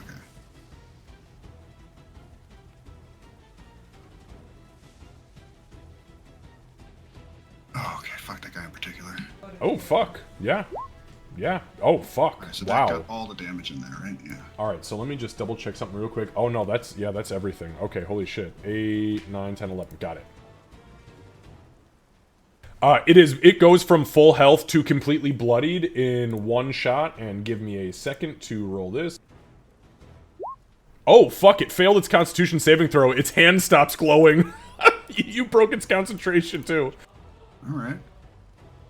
Cool. I guess I'll do it again with the offhand. Understood. Oh, I gotta do that separately. It's gonna be 16 to hit. Yeah, 16 does hit. Yep. And then this is just D6.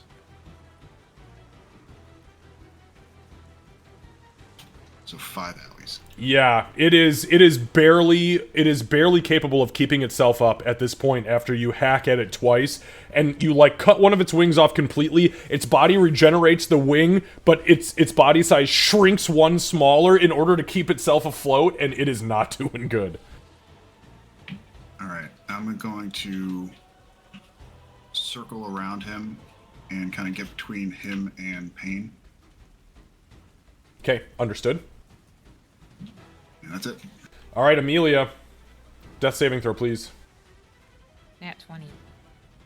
I don't know if I trust my nat 20s now. Do it.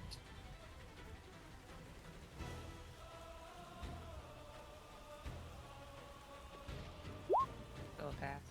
Okay, 17. That's a success. Beautiful. My turn.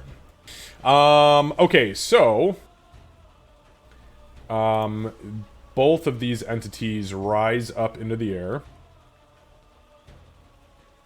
and begin to detonate. So I am going to need 5, 10. Pain, you are out of reach of all of that shit. That is amazing. So Canis and Amelia will both automatically fail 2 death saving throws, which I believe means Canis ceases breathing. And I need Dench to make 2 Constitution saving throws, please. Oh, no, Dex, it's right? versus damage. I'm sorry, what was that? Is it Dex or is it Con? No. It's Con for the Mephits, and it is Dex for the Hounds. It's the first one. Number 2. Ooh, that was a journey. Okay, so the second one is a success, so you only take 4 points of acid damage from the second one. The first one you do fail, and you take 3, so that's 4. So it's 7 total. I failed and I took less on that one. Isn't that crazy? Yeah, I know. The way the dice rolled, I was like, man, fuck this. Okay, so as that's happening, though, this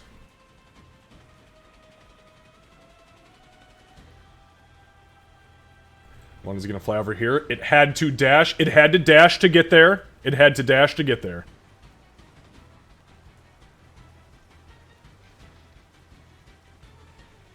This one also had to dash to get there, so they end their turns. The hounds jump into these massive coagulated pools of blood and vanish from the battlefield. The ring that was the ring, by the way, that red ruby on it was glowing. It was glowing bright red. Lyra is dead. Lyra, make sure you're keeping a counter for me. That's round 2. Canis, Yep. you are dead. This is round 1. Pain to you.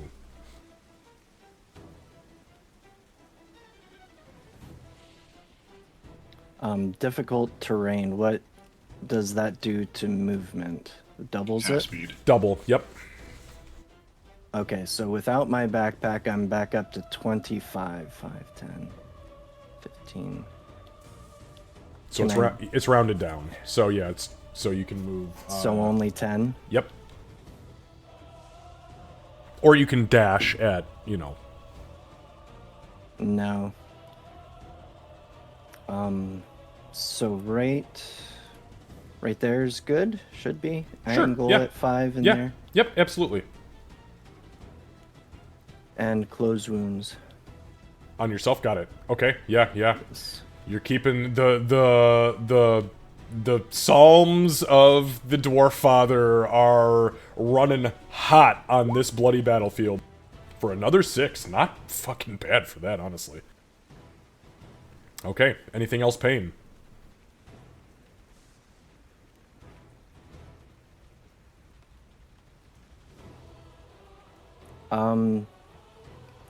How does, just cover it now, how does the Revivify scroll work?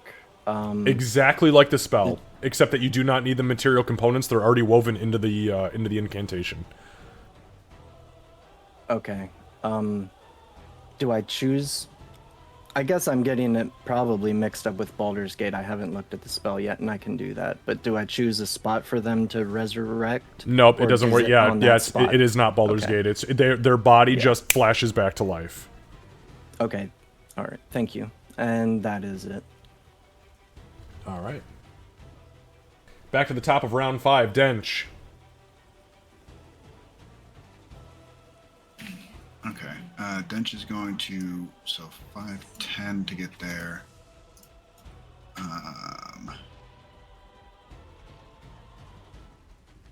So I can only do 15 feet of movement. So that's about all I can do just there. I'm gonna attempt to grapple this guy. Yep. Okay, go ahead and give me an athletics check.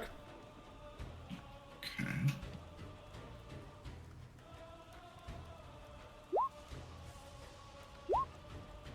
Wow. Alright, little You want guy, to come on with me. you want to know what's crazy?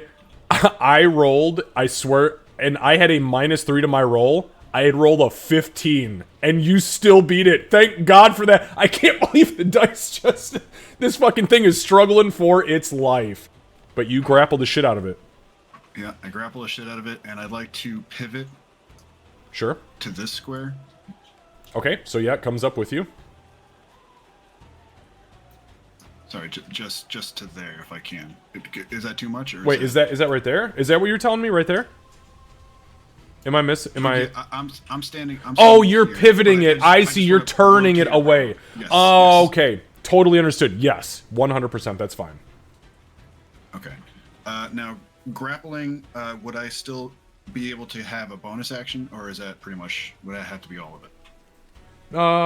I don't think you use your entire action. No, it's just your attack action that you use for it. So yeah, you still get a bonus action. Okay. I'd like to at least just kind of bonk it with my axe. So that I don't think you can do though, That's a little because much. yeah, Okay. well, no, I think what it comes down to is that if you're gonna bonk it, you would have. Well, no, because you know what, the grapple is an attack action. I'll allow it. Yeah, because if you're grappling, you're utilizing one of your attacks in order to grab onto it. You only need one arm to do so. So if you are attacking it to grapple, your offhand can be utilized as the bonus action to attack it. So yeah, go ahead. Go ahead. Okay. Okay. Sorry, I had to talk that through my own head. No, I got you. All right. So this There's a is lot of just things gonna be- happening on this damn There are a field. lot of things. So much blood. What is that? I can't tell. Oh, that's a that was an 18 on my screen, you bastard. Okay, so that doesn't hit. Okay. Yeah, no, that doesn't. Unfortunately, does not hit. Any other actions from you though? Currently, no. All right, Amelia, give me a death saving throw, please. Rolling at 20. Come on, let's do it. I don't see a dice rolling. Why isn't a dice rolling? That is a death. Oh boy, yep, sure is. All right, go ahead and start a counter for me, please, as Amelia ceases to breathe. Alright. My turn. The Mephits, realizing the dogs are gone, begin to turn. This one gets here, dashes to here, and then vanishes in the pool of blood. This little cocksucker, sorry, I hate to say it, but I hate these little fucking things, and I'm sad that I made them what they are. It, in your arms, Dench, kind of squirms down into this little pocket of nasty blood heat, and then explodes outward. And that is only going to affect you and Pain. So I need you and Pain to both roll Constitution saving throws, please.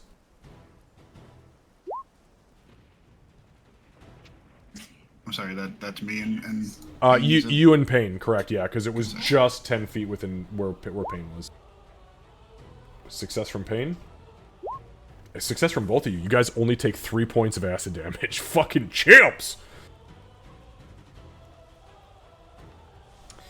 Alright. And we are going to hold for just a moment because there are some obvious repercussions for choices. But I'm going to continue the turn order. Okay.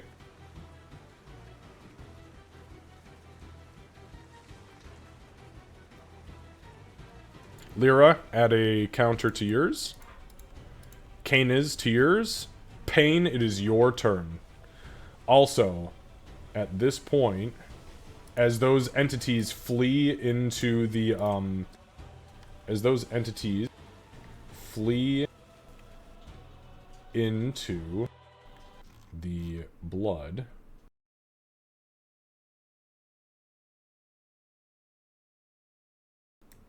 Give me one moment.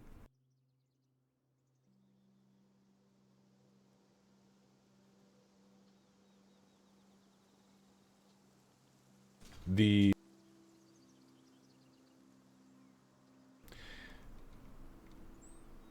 storm vanishes as quickly as it showed up, as the last of the Mephits collapses into the pool. The storm spirals out of existence. The blood stops.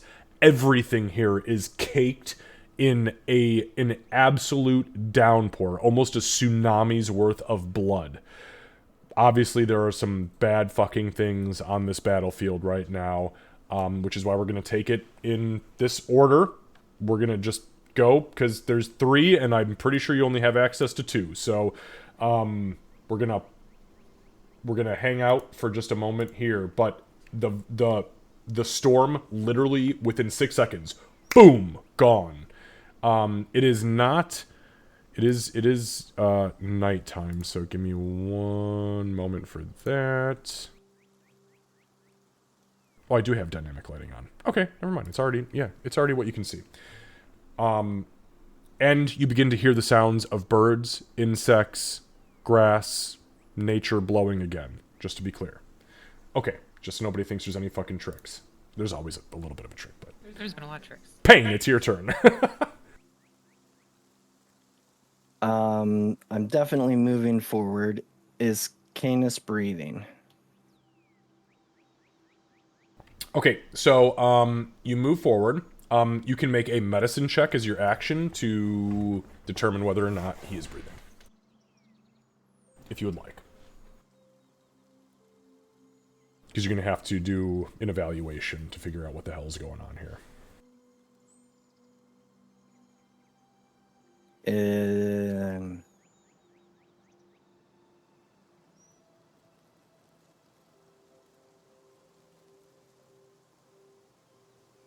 I don't want to have to waste the action on that, but I guess if I can't tell if he's like, I know the other 2 are. I guess medicine action if I can't just tell. Yeah, there is no passive medicine check, so unfortunately you are going to have to roll for it, especially since we're staying in order because there are multiple people down.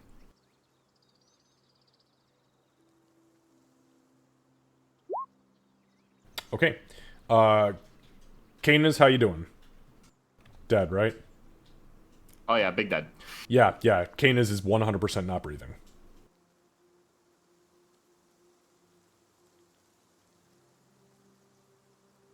Well, I don't have. Yeah, Revivify is not a bonus action spell, is it? It is not. It is an action. Okay, I guess that's I'm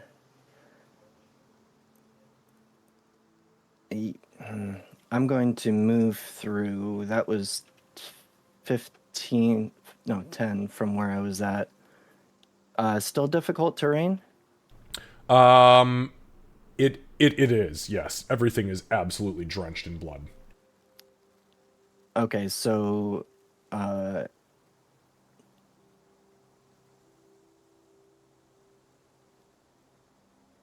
I going to have to do a medicine check on the other two also to see if they're alive or dead?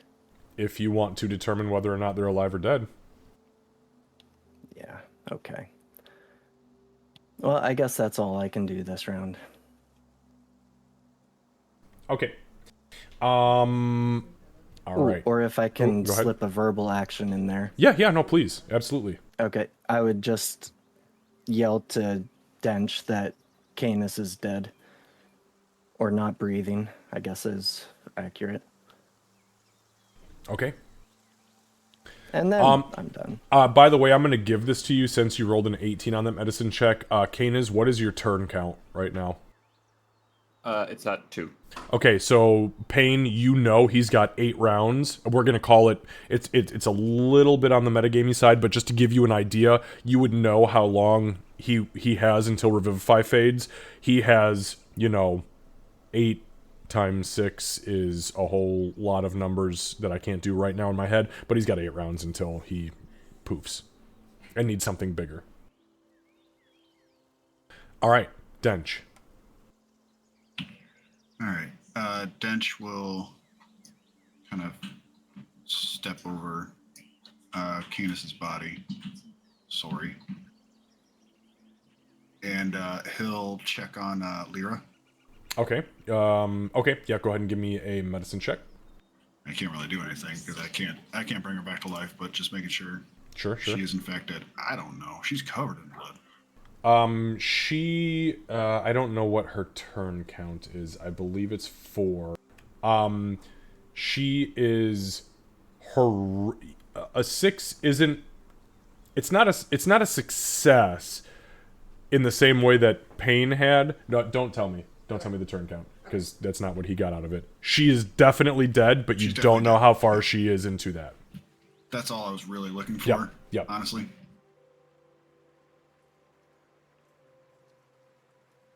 Okay, anything else, Dench? But, yeah, he'll just shout out to Payne. Shh, Lyra's dead too.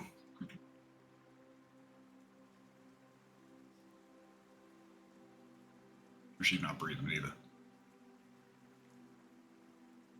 Okay. Canis, Lyra, all of you can go ahead and Amelia take your... actually, Amelia, not yet. Lyra and Canis, you can take an additional tick on your death count. Payne. Payne's going to say, find the other Revivify scroll and do a medicine check on Lyra. Medicine check on Lyra or Amelia? Because he said he said Lyra was dead. Oh, he checked Lyra. Yeah. He went over there. I thought he was checking Amelia. Yeah. Okay, then thank you. I will step around to check Amelia then. Got it. Okay, go ahead and give me your medicine check.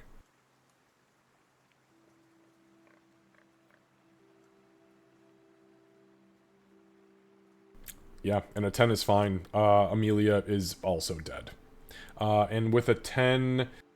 let's see, because you are... Yeah, you are proficient in it. Amelia, you can go ahead and give him the turn count as well. 2, I believe? Or 1. About to be 2.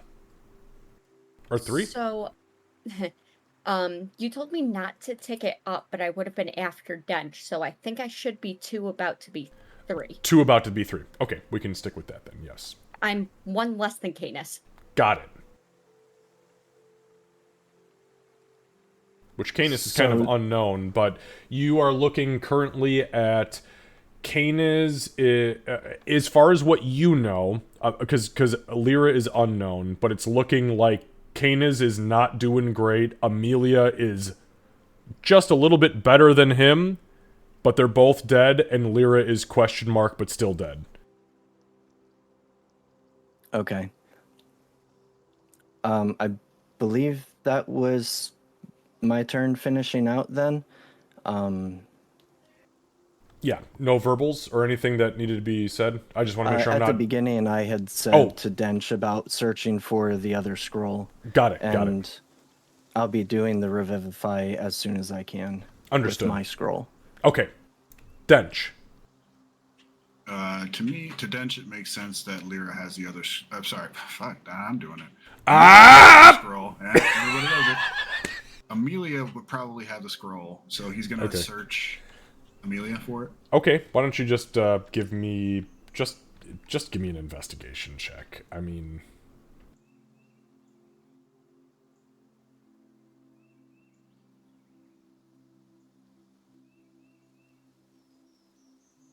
Amelia, do you have the scroll?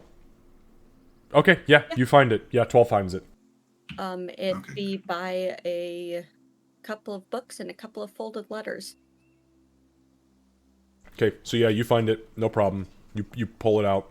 You remember you guys buying it. Yeah.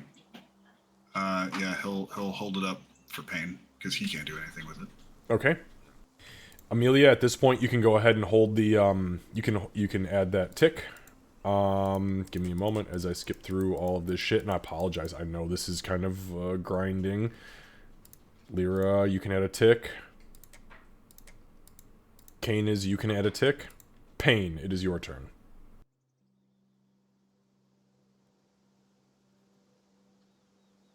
Can I reach the scroll that Dench has and cast from that scroll?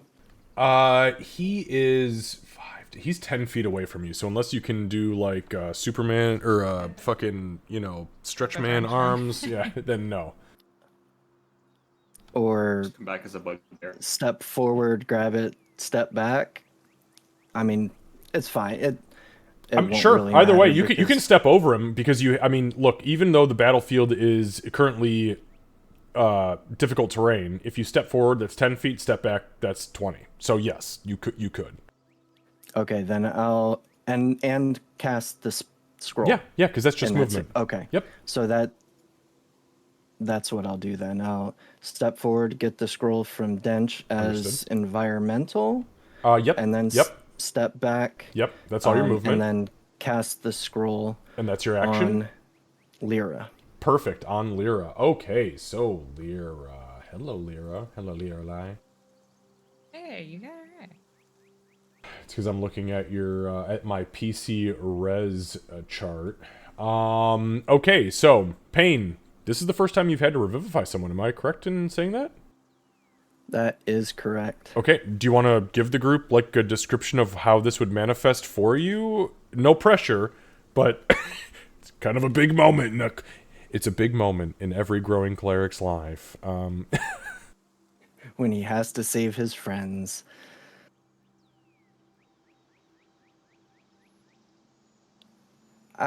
I don't have anything coming to mind, so if you don't mind kind of throwing something together, I'm just kind of thinking like Pain glowing with energy and then the energy transferring to Lyra and like his whole body starts to glow maybe. Yeah, and And then I was gonna, if you need help with it, I was gonna say I assume he would say something about the like lava too, like he has. Yeah. Yeah. So yeah, I think that would be good. He reads the scroll and his body just starts to like glow with that red lava magic, and he'll bend down and touch her, and it'll just flood from like his toes right out his arms and into her body, and her body will take on that same glow, and then just kind of slowly fade in, and then like as it cools, she'll just gasp and breathe. You didn't Hopefully. need shit from me. You didn't need shit from was me. struggling. That I was was struggling. perfect. Take a fucking DM inspiration for calling on the DM for help and then just full circle. I mean, that was beautiful. And that is exactly how it happens. You pull the scroll open, and in full professional mode, it's like you are the fucking manager, and anybody who needs to ask any questions needs to come through you. Fuck HR, straight through you. Boom! Incantation. There's the sound of a hammer hitting an anvil. Kung! As that happens, your body whoom, flares up with red. A second. Kung!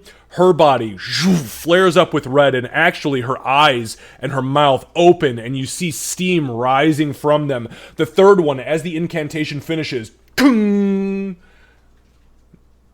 The scroll vanishes into her body. The ash and the soot from the scroll disintegrating fall back into her body. Lyra, you have not died at all in your life. However, there is always a chance that you do Stone Soul on anything that you do, as death is a real fear and possibility Yeah, I've been there once. in this universe. Oh, I know. Well, not you. Nah, not me, but me. You know, in another realm. Actually, it was this realm technically, but just another timeline. Okay, so with that being said, you do have a modifier right now that I'm looking at that is a very slim chance of failure. So, do you want to call high or low? 2 questions. High or low? Actually, 3 questions. High or low? Do you want to roll? Do you want me to roll? Do you want them as physical dice or digital dice? Your choice. I need all 3 of those questions. Okay. I'm going to say low because last time I said high and got 100. Okay. Uh, So a 1 to 2% will be your success or failure. Success or failure. oh, the 1 to 2 will be my. Because saying 1 to 2 doesn't tell me anything. Is it your Yeah, success I'm or your trying to remember failure? what I did. So last time I said it was failure. So 1 to 2 will be my failure. Okay, so 1% to 2% is your failure. Got it. Next. I want to roll and I want to use my dice that I bought from your store. Oh, you didn't buy shit from my store. I gave did. them. Did you? I was the first person to buy. Yep. As soon as you put the store up when it was the. Holy shit, that long ago? Yep. I can't believe I let her buy anything. I figured I'd just give them to her. I'm such a Oh, he was dickhead. busy setting it up. I didn't ask. All right, here we go. Percentiles.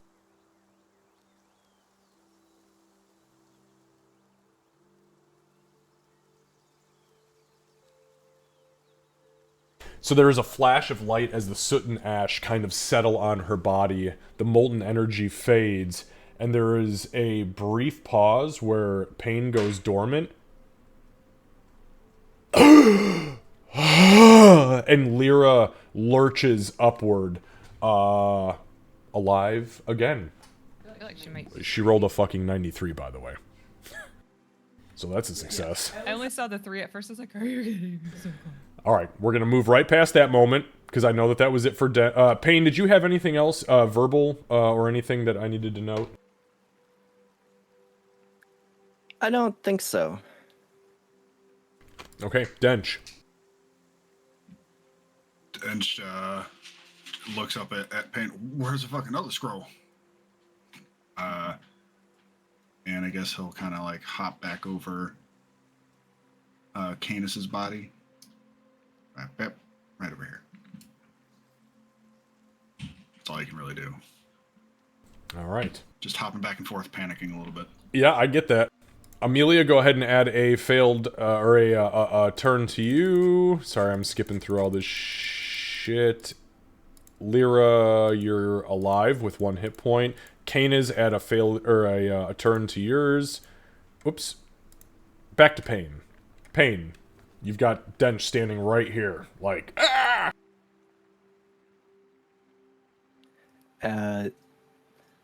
He'll turn to Amelia and pull the scroll off his belt with a little shake at Dench. And yeah, maybe this time he'll go, "You're not done here yet, Amelia," and cast his spell again, Revivify. And again, there's the molten energy as he repeats the same incantation, this time targeting Amelia. And as it comes down, her body also, you hear the striking of the anvil. Her body flares to life momentarily. The scroll disintegrates. Also, make sure you guys are just removing these scrolls from your inventories. The scroll disintegrates. As it does so, Amelia, we have some questions for you. Do you want this to be high or low? Low, the sky is always in my favor. Understood. Low, Held and even in death. Low failure. low is Yes, low failure. low is Okay, failure. so because you have died once before, you have a 4% chance. And would you like me or you to roll them? Digital dice. I would like you, but if you do have physical near you, I I always like the ominousness of physical. Oh, would you like the black and red ones? These are the ones that these are my percentiles I keep sitting on top of my shit, or do you want Candace's? Oh, you have almost killed me with those black and red ones so many campaigns. Let's keep that tradition going. Roll it. Oh, okay, 1 to 4, here we go. Oh no.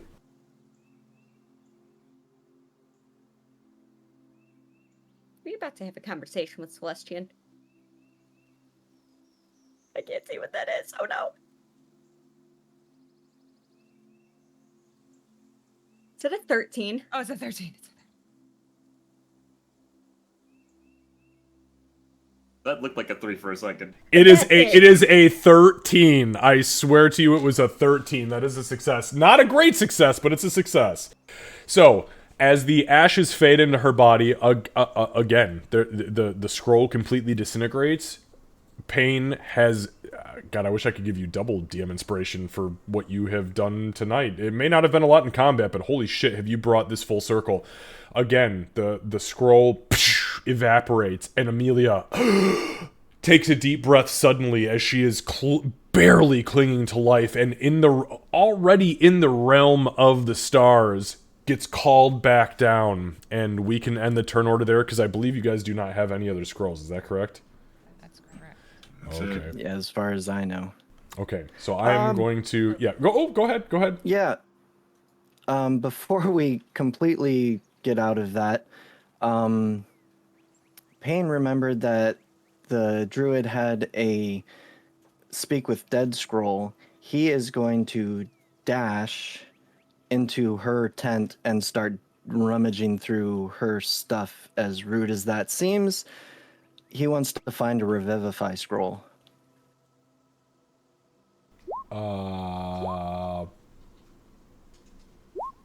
Bear with me one fucking moment, you psychopath. Very much a pain thing to do. While Dench is doing that, or sorry, while Payne is doing that, Dench is going to sprint over to, oh fuck, what was his name again? He's been dead like a couple seconds. He's been dead a couple seconds, but fuck this guy. Alright, give me a second. Pain, high or low?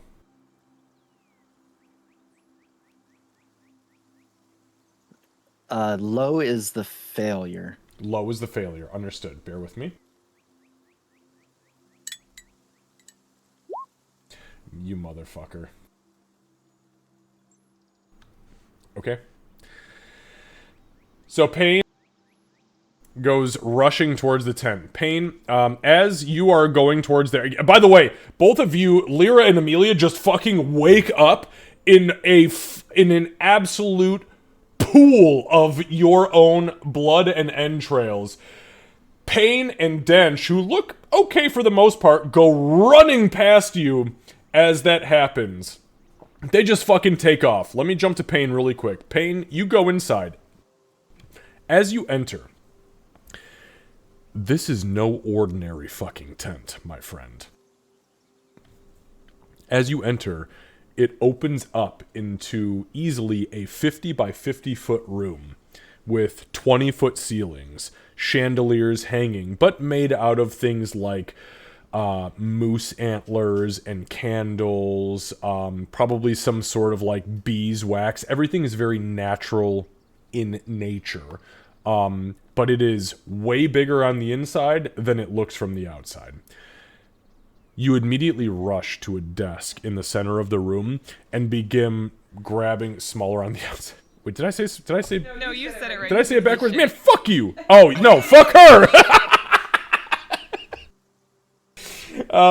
You begin digging through this pile of shit on the center desk. You find ledgers, notes, things that stand out. You find like bags of coin. You just throw it over your fucking shoulder. You're like, no, no, no, no, no. And you, with a 1% to spare, I swear to the gods, a 1% to spare, find a scroll case. You pop that bitch open and guess what's in fucking side? One scroll of Revivify. We're going to keep it in turn order as Dench runs up north. You grab you open it, and it's like, holy shit. Also, it looks like it was scribed in a different style of incantation. Meaning that it looks to you like it was scribed in a divine incantation, but it was scribed through a druid circle. Why don't you give me a nature check or a survival check. If you're proficient in either one of them, I would suggest taking the other.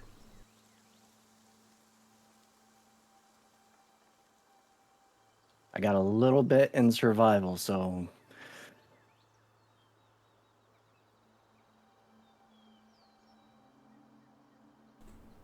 You're not entirely sure about the druidic circle, but there is sigils around the edges of this scroll that do specifically speak to the circle. You read it in the divine tongue as the circle of wildfire. And that's what you've got. okay. I am running back to Canis. Take a full dash probably. And what I'm thinking, when I did my medicine check, I had 7. I was told 7 rounds. Now that is 7 rounds left. By time? the time you get in there, you know you've got 4 rounds left. So you're gonna have to grab it, dash on 1 round to get back out, because you moved 10 right now, right? So it's 5, 10, 15, 20, 25, 30. So that'd be 3. You're gonna get to him literally in the fucking nick of time. I've got 25 movement at the moment. Right, but Okay. because of the Okay. blood, it's reduced by half, rounded down. So you've got 10 feet of Okay. movement per round. Just, yeah, Oh, I just wanted although- to make sure. Although, you can dash 2 rounds. So hang on, that's 5, 10. So if you dash, it's 20 feet, right? So 5, 10, 15, 20. Oh yeah, so you get there within like an extra round or so. Round and a half, 2 rounds. Okay, while that's happening, because I'm assuming you're going right back down to him. Yes. Okay. While that's happening, I'm going to put you back here, because I know what you're doing. Whoops. Right there. Dench, what are you doing? I'm just checking everybody over here to see who's full on dead, or like if I can gauge how dead they are. Understood. Got it. Yep. And why don't you give me 5, 10, Starting with 15. Gorin. What is your speed? 30? 30, correct. Got yeah. it. Okay, so why don't you go ahead and give me 2 medicine checks. I'm going to put you right here because you can check Gorin and the guy to the north of you. And then Amelia and Lyra, are you doing anything when you just sit up and these 2 dudes go fucking bolt? I didn't want to interrupt. No, that's fine. Okay, so the medicine check, the first one on Gorin, Gorin is he is 100% dead. You are not entirely sure how far he is. The second guy is dead, and he is past revivification. You know for a fact he's starting to turn blue. Okay. Okay, Lyra and Amelia. Yeah. Lyra You has- have like 20 seconds of time. Okay, so Lyra would have sat up and started like frantically wiping the blood out of her eyes. I imagine she would have been screaming initially, but I'm not gonna do that because we have kids sleeping. Thank you.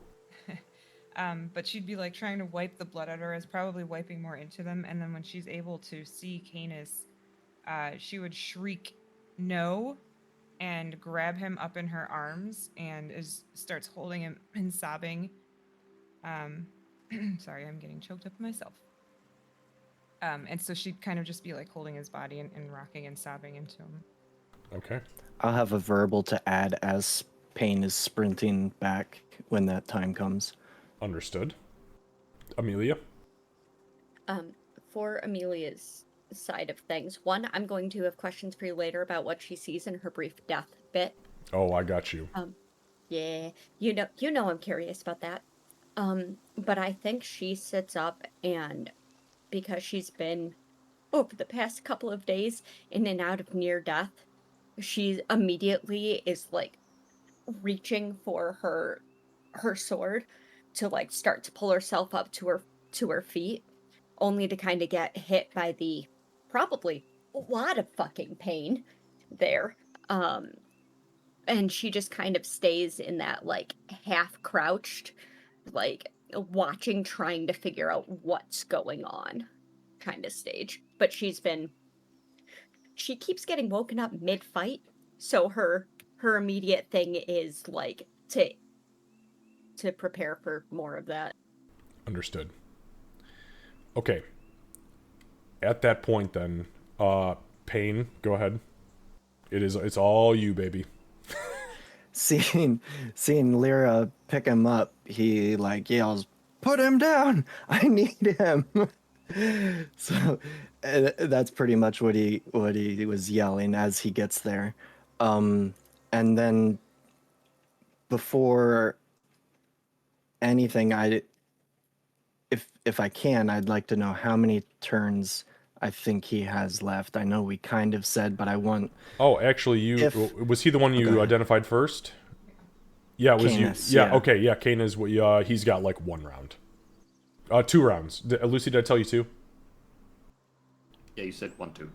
1 to 2, yeah, so like 2. okay. He's got like 12 seconds before he's gonna pop.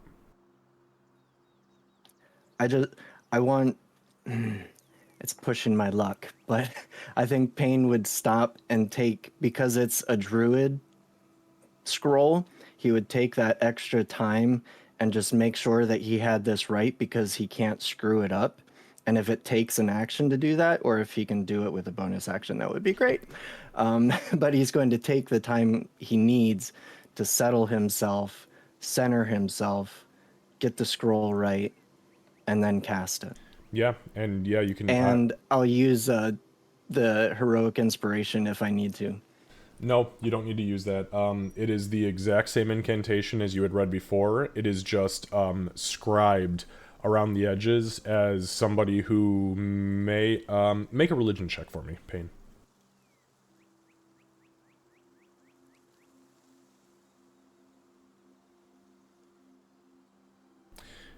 It is just scribed around the edges as a scroll that is not normally used by druids, except for this very specific circle of druids who can cast the spell, and you understand that. Okay, if he's good, he will cast the spell on Canis. All right, Canis, same questions to you, my friend. Because I like to be difficult and different, I will take Topaz Error. Okay, so you have not died, so you have a 2% chance. Would you like them want- physical dice? I want you to roll them physically. Physically, okay, here we go. You want the red dice? Yes, please.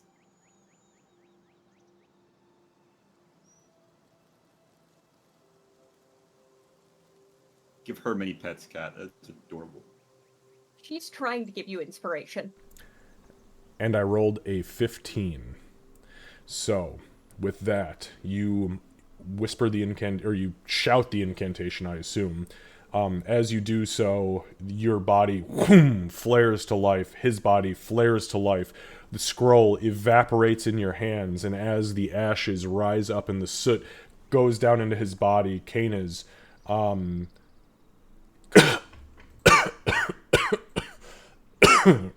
rises to life with 1 hit point.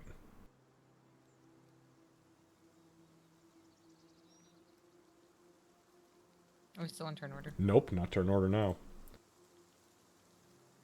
Canis would get scooped up into Lyra's arms again, and she's just bawling into your fur. She's crying.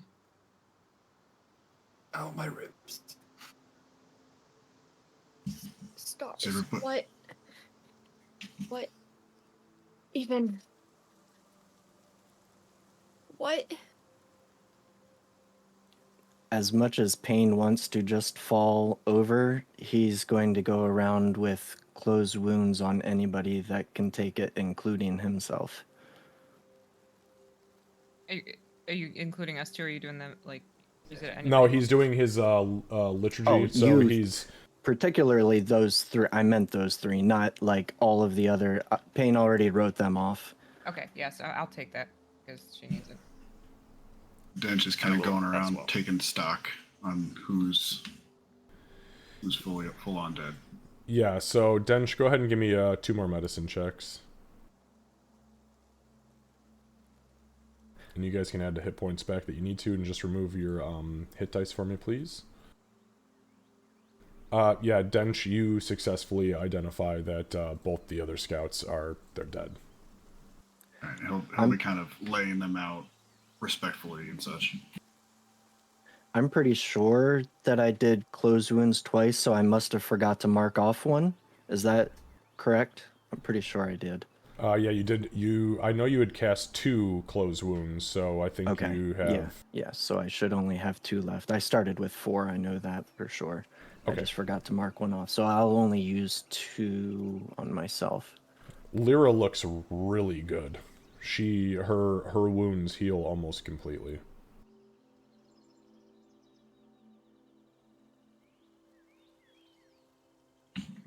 Is After everybody the, okay over here? Sorry, go ahead. I'd say after the healing, Amelia would like finish standing. And she's not moving fast, I imagine, but she'd kind of call out, Dench, do you need help? I think you should probably give a little bit extra to Canis over here. I can't. I need to sleep for that. I meant with what you're doing. Oh, yeah, they're all dead. Everybody's dead. 2 over there to the west, and 3 up north. They're all dead. What the fuck was that? As you say that, and as you say they're all dead, Amelia is going to just say a single word in Elvish, which everyone except for Dench understands, as Amelia just says, fuck. Lyra is no longer crying. She has put Canis back down and is almost feverishly trying to get all of the blood off of his fur. She's trying to just, it's not working, but she's trying. Pain would yell to Dench, can I cure you, or are you tapped out? Closed wounds. Hang on. No, give me a second here. Just, I'm okay. I'm okay. Hang on. Pain will just kind of slump down in all of the mess and just like catch his breath. And you see Dench kind of flex his wounds closed a little bit. And you guys see the blood stops. For the most part, he's looking pretty good. I have a healing potion. Canis, Give it do to you want Canis. it? I've got him. Lyra takes a potion out of her bag, opens it, and gives it to Canis.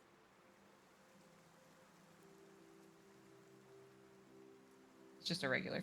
You want me to roll it? Yes, please.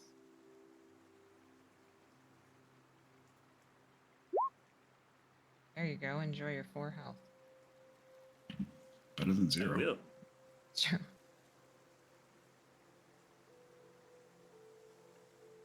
Alright, so Canis drinks the potion up. He looks a little bit better. Not by much, but a little bit. Lyra stands Oh, up dude. and again tries to wipe the blood like off her eyes, off her face, and it's just not working because she's just making it worse. And turns and stomps over to the wagon.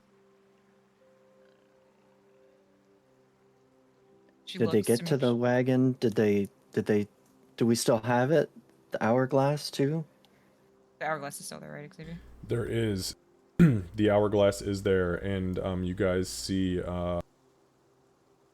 5 tongues at the top, with one in the process of dripping down. What the fuck did they take? She starts searching through all of her shit. Dench approaches Lyra cautiously. Yeah, as she's digging through her backpack, Lyra, go ahead and give me an investigation check.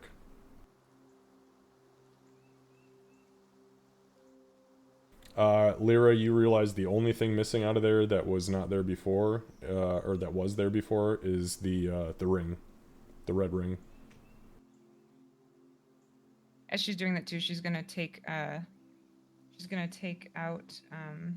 the Tinker Twins and give them back to Dench, assuming they're still there. Yep, they're there. You're not the liability. I am. You should have had this. They ambushed us, Lyra. Hang on, give me, hang on just 1 second. And he'll take out his water skin and kind of pour it onto at least the cleanish spot on his cloak and kind of like try to wipe her face a little bit, get the blood out of her eyes. Listen, they ambushed us. Yeah, Nobody. she would let you do that, and like as you started to, you'd see her physically kind of chill out a little bit. Payne Glad you're moved okay. over to Dalinar, and you might hear him just talking to Dalinar, just kind of venting. It was the ring. What was that ring? I don't know. When I tried to look it over, it was almost like it didn't want to be recognized. I guess I didn't put more thought into it. Should have done that instead of the stupid comprehend. They called it the beacon. Well, I have assume it that's what now. they were calling the beacon. I sure hope so, because nothing else is missing, and they didn't take this disgusting hourglass. So whatever this is clearly escalating because they were never able to do something like that before. We never had that ring before. Maybe we've been dealing with the smaller troops. So you think this is something bigger that's already been here? Or that was deployed to come get the ring once it was in our possession. Gives us a good idea of what we're facing if we go after it. At least a better idea. Did that voice at the beginning sound similar to like the evil voice we'd heard before in the house? Good question. Make an intelligence check for me.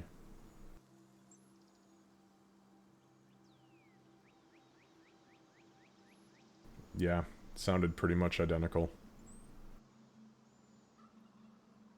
Could be here. Whatever it is, if it's not here, there could be some kind of copy of our plane. I haven't felt like anything's spying on me, but that voice was the same voice as the voice. Didn't you guys hear it? Yeah, I heard it. Yeah. Unfortunately. While they're talking, Amelia, what are you doing? Amelia is going to go over to the bodies. She's going to kind of gather these two lay them out, and I would like to, and she's like probably fighting back tears or is crying and doesn't even realize it. I would like to go to chapter 4 of section 2 of my Tome of Lesser Deities and Demigods and get an idea. It's the Obadiah one. For what I can do here. And she's going to be kind of just talking to them in Elven as she does, saying that she's sorry, that she apologizing she doesn't even know their names. She wishes she could have done more, etc. While she's kind of looking for some indication of what to do. Sure. Go ahead and give me a religion check with advantage, because that is the god you're looking for. While she does that, Canis is just kind of not at Lyra's feet, but like kind of against her leg. He's just kind of like sitting there, just I guess being present. But he looks like he's faced somewhere else. Okay. And as Canis is doing that, yeah, Amelia, you flip it open to that chapter. You begin to kind of like briefly read through, and you would easily recognize that, bodies that are taken from the earth need to be returned to the earth in proper burial. It's a standard burial for most religions and gods. So back into the soil they go. Yep. Then Amelia, almost on autopilot, is going to go back, like to the cart. She's going to get the shovel. Like she is just almost zombie walking, like kind of just autopilot, and she is fully prepared to try and do a burial for 5 on without stopping. Yeah, Dench seeing Lyra do that, but we should wait until Tundra returns before we start rites. I think she should be here for that. I agree, actually. Even if Yeah. even if they're not being laid to rest, they died because we weren't able to help them fast enough. Painfully Because aware of- of that, yeah. Yeah. And that's not, we aren't to blame for that, but we are responsible. They And we'll died. Something I know how to do. Yeah, I know. and And Bench is right. Keeping your hands busy right now, I understand the need to do that, but we need to maybe not piss her off more than she already will be when she gets back. let's maybe arrange them respectfully and clean them up as best we can. And then when she returns, we'll do the best we can to explain what happened. I don't even know what happened, to be honest. We send tell her somehow you have, and I'm assuming at this point she's probably near the others for it. You have got your magics that the school, can you talk to her? Maybe I can try to find her. Maybe I can run back to where she's going. No, we should not do that. Yes, some of this happened because we were here, but 2 of the strongest people in this camp left to check on corpses, where I respect that the corpses should be treated properly. She left this camp undefended. It was her To be place fair, to defend. To be She fair, left- she had no idea something like that was going to happen. We didn't either, so we can't blame ourselves any more than Right. we blame her. This was her grove. She needed to defend it. We're- Anybody could have gone to get them. We could have gone to get those bodies in the morning, and it would have been fine. Perhaps. At the beginning of what Payne said there, when he said we shouldn't blame ourselves, Lyra's face kind of looks down toward the floor, toward the ground. Dench Let's puts a hand gather on the her shoulder. bodies.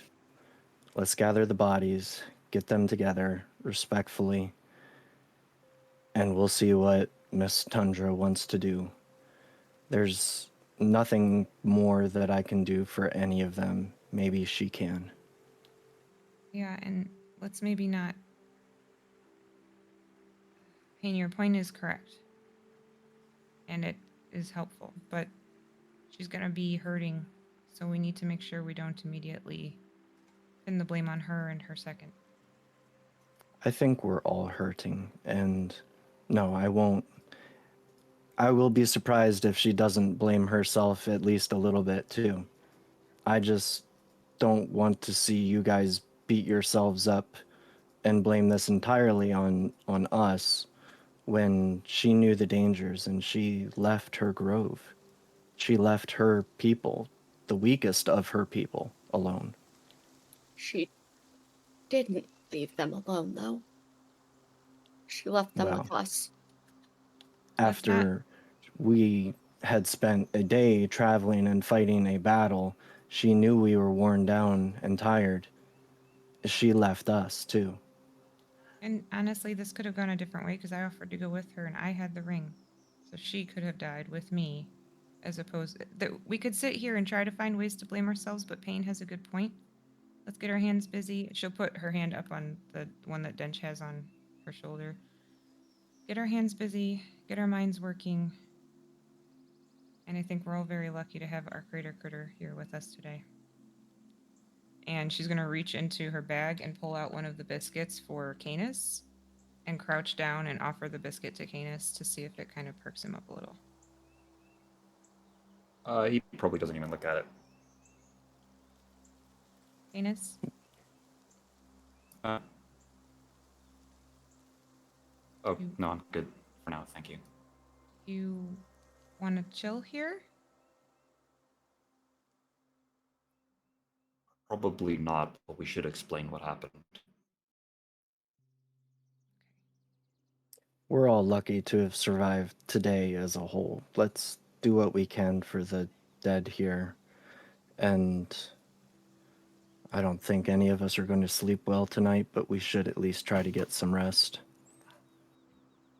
Agreed 100%. And Payne will start moving the bodies, probably right through the center of camp, like that. Yeah, Dench lends a hand as well, as best he can. As would Amelia. Yeah, Lyra too. And Lyra, as she's helping Dench move bodies, would say kind of quietly, I'm sorry for my outburst earlier. Payne would bring You're okay. Dalinar over and put him in with everybody also. Thank you. When Goran's body gets moved, Amelia's going to pause by his body and touch her holy symbol and speak just quietly to him in Celestial, and just she's going to say, I promised that you would make it out of these woods alive. I'm not intending on breaking that promise. Not if there's anything I can do to prevent it.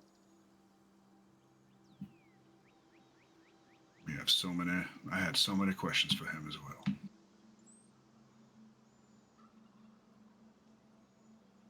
No, I guess I still do. Lyra, the coin that we have.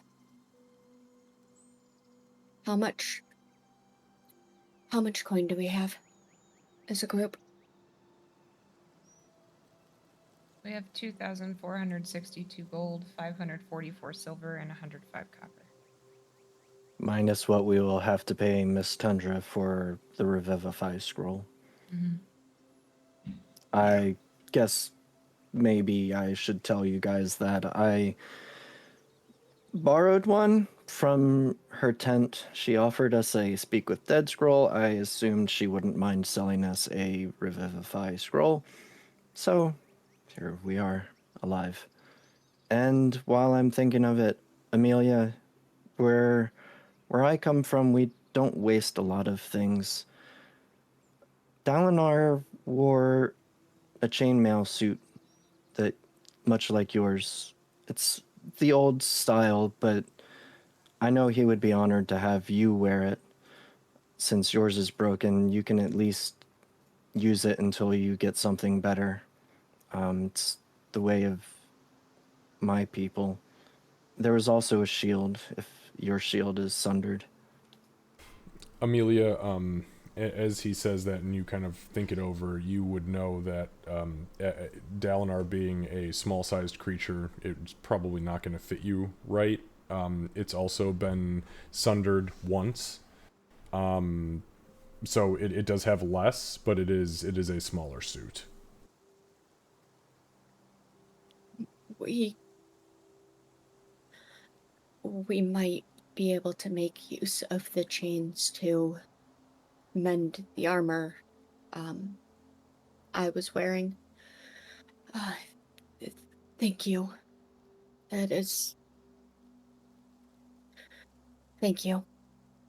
He And was pretty wide in the shoulders and shorter than you, and maybe even if it just doesn't cover your belly, I mean, there's, maybe it'll do something.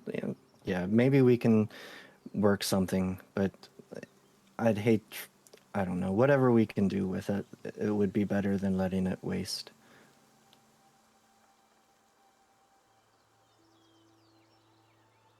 Anyway, let's once we've done what we can for them, let's settle down and at least get a short rest in tonight. Yeah, I agree. Okay. So, go ahead. I was going to say, if we're going to short rest, I want to say it now so I don't forget next week. I do want to do Arcane Recovery. So it'll be more than that, because it's about 10-15 or so at night for you guys. Actually, it's a little bit later than that because of the ritual. But we'll assume that you're going to be taking the equivalent of a long rest, so you can sleep until the morning. But we will go ahead and end our session here for tonight on this horribly somber note. Although, hey, everybody survived for the most Thank you, part. Pain. Yeah, Pain just fucking was like, fuck that druid and her tent, and thank you for your gifts.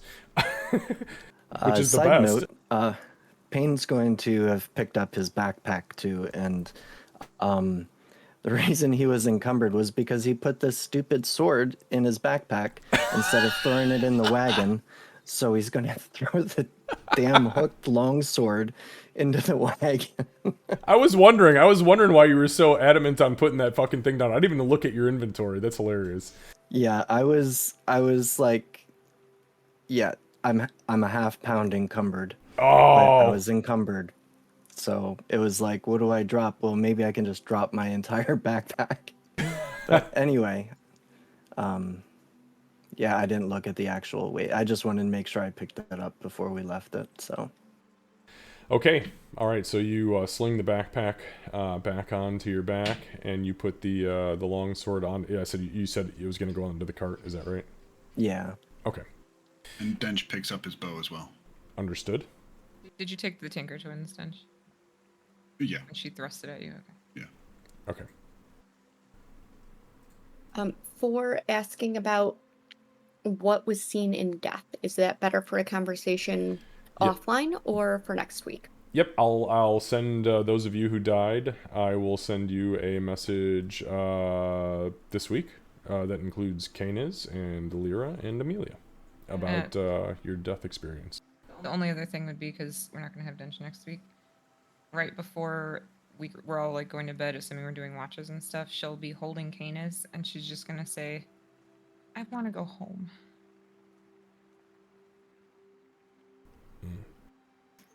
Me We're too. going there. All right.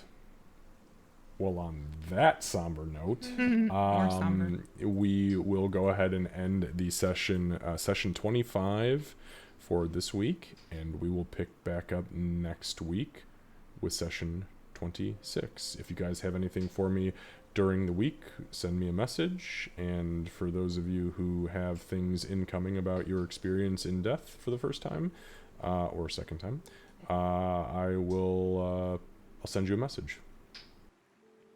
Hey, only member in the party not die yet. It's funny. I pull that spreadsheet up every single time, and I'm like, damn, Dench is just holding the fuck out. He is not going down without a fight. Seven out of 9 or whatever encounters we've had, I haven't taken any damage. I've taken damage in 2. I died. Hey, Dench, do you mind holding this? Thank you. I had such noble intentions. Like, nope, I'm just gonna carry this fucking thing back to town, go to my temple, do the paladin thing. Session 3. I'm really glad Payne didn't have the ring anymore. I'm really, really glad Payne didn't have the ring.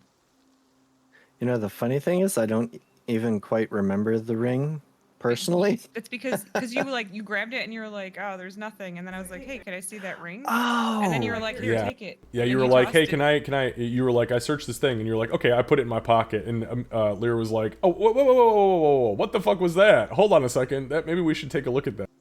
Yeah. Right. Yeah, that I- ring. I was she's- trying to yeah. think back, and I couldn't remember that one. That's kind of Anything that could be magical, Lyra's like, See, ooh, let me kind of see. feel bad.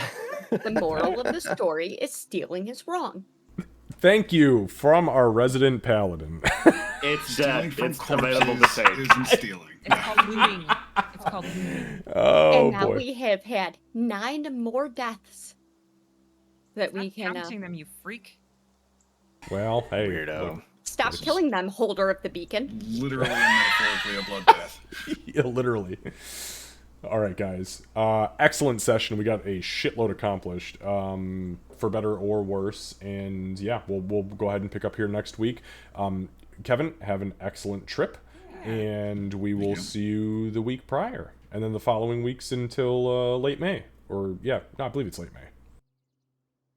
For my next We one, might yes. see him. Yes. We might see him that last week in May. That's true. That's possible. Maybe. Yeah, I don't know. We'll work that out. All right. Take care, guys. Have an excellent week, and I'll talk to 3 of you, and if anybody else needs anything from me, just send me a message. I have already sent you a message. I am looking forward to it.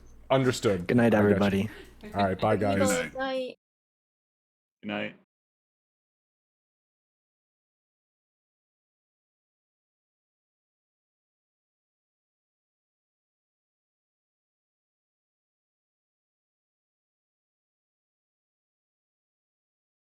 All right, for those of you still hanging out with us, we're going to go ahead and raid.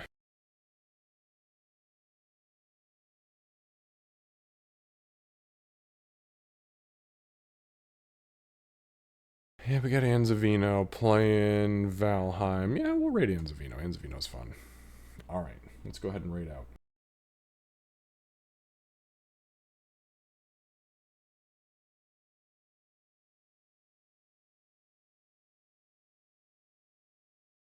All right, guys, thanks for hanging out with us. We will see you next week for session number 26. I seriously appreciate everybody's attention tonight, and yeah, it was a weird one. It was a wild one. This is an encounter that I actually built midweek because I was like, man, something doesn't seem entirely right here. Maybe we should. And I was like, oh fuck, I have an idea, and that's because I ran 15 miles, and in those 15 miles, I had many hours to think about what could possibly happen, and it fit very well for the story, so that's awesome.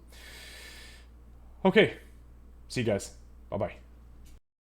I'd hate to tell you to stop running, but that's where I get I swear to you guys, that's where I get all of my ideas for plot, quest, progression. I mean, from now backwards in history to 10 years ago, I'd say 80% of my writing gets done while I'm running.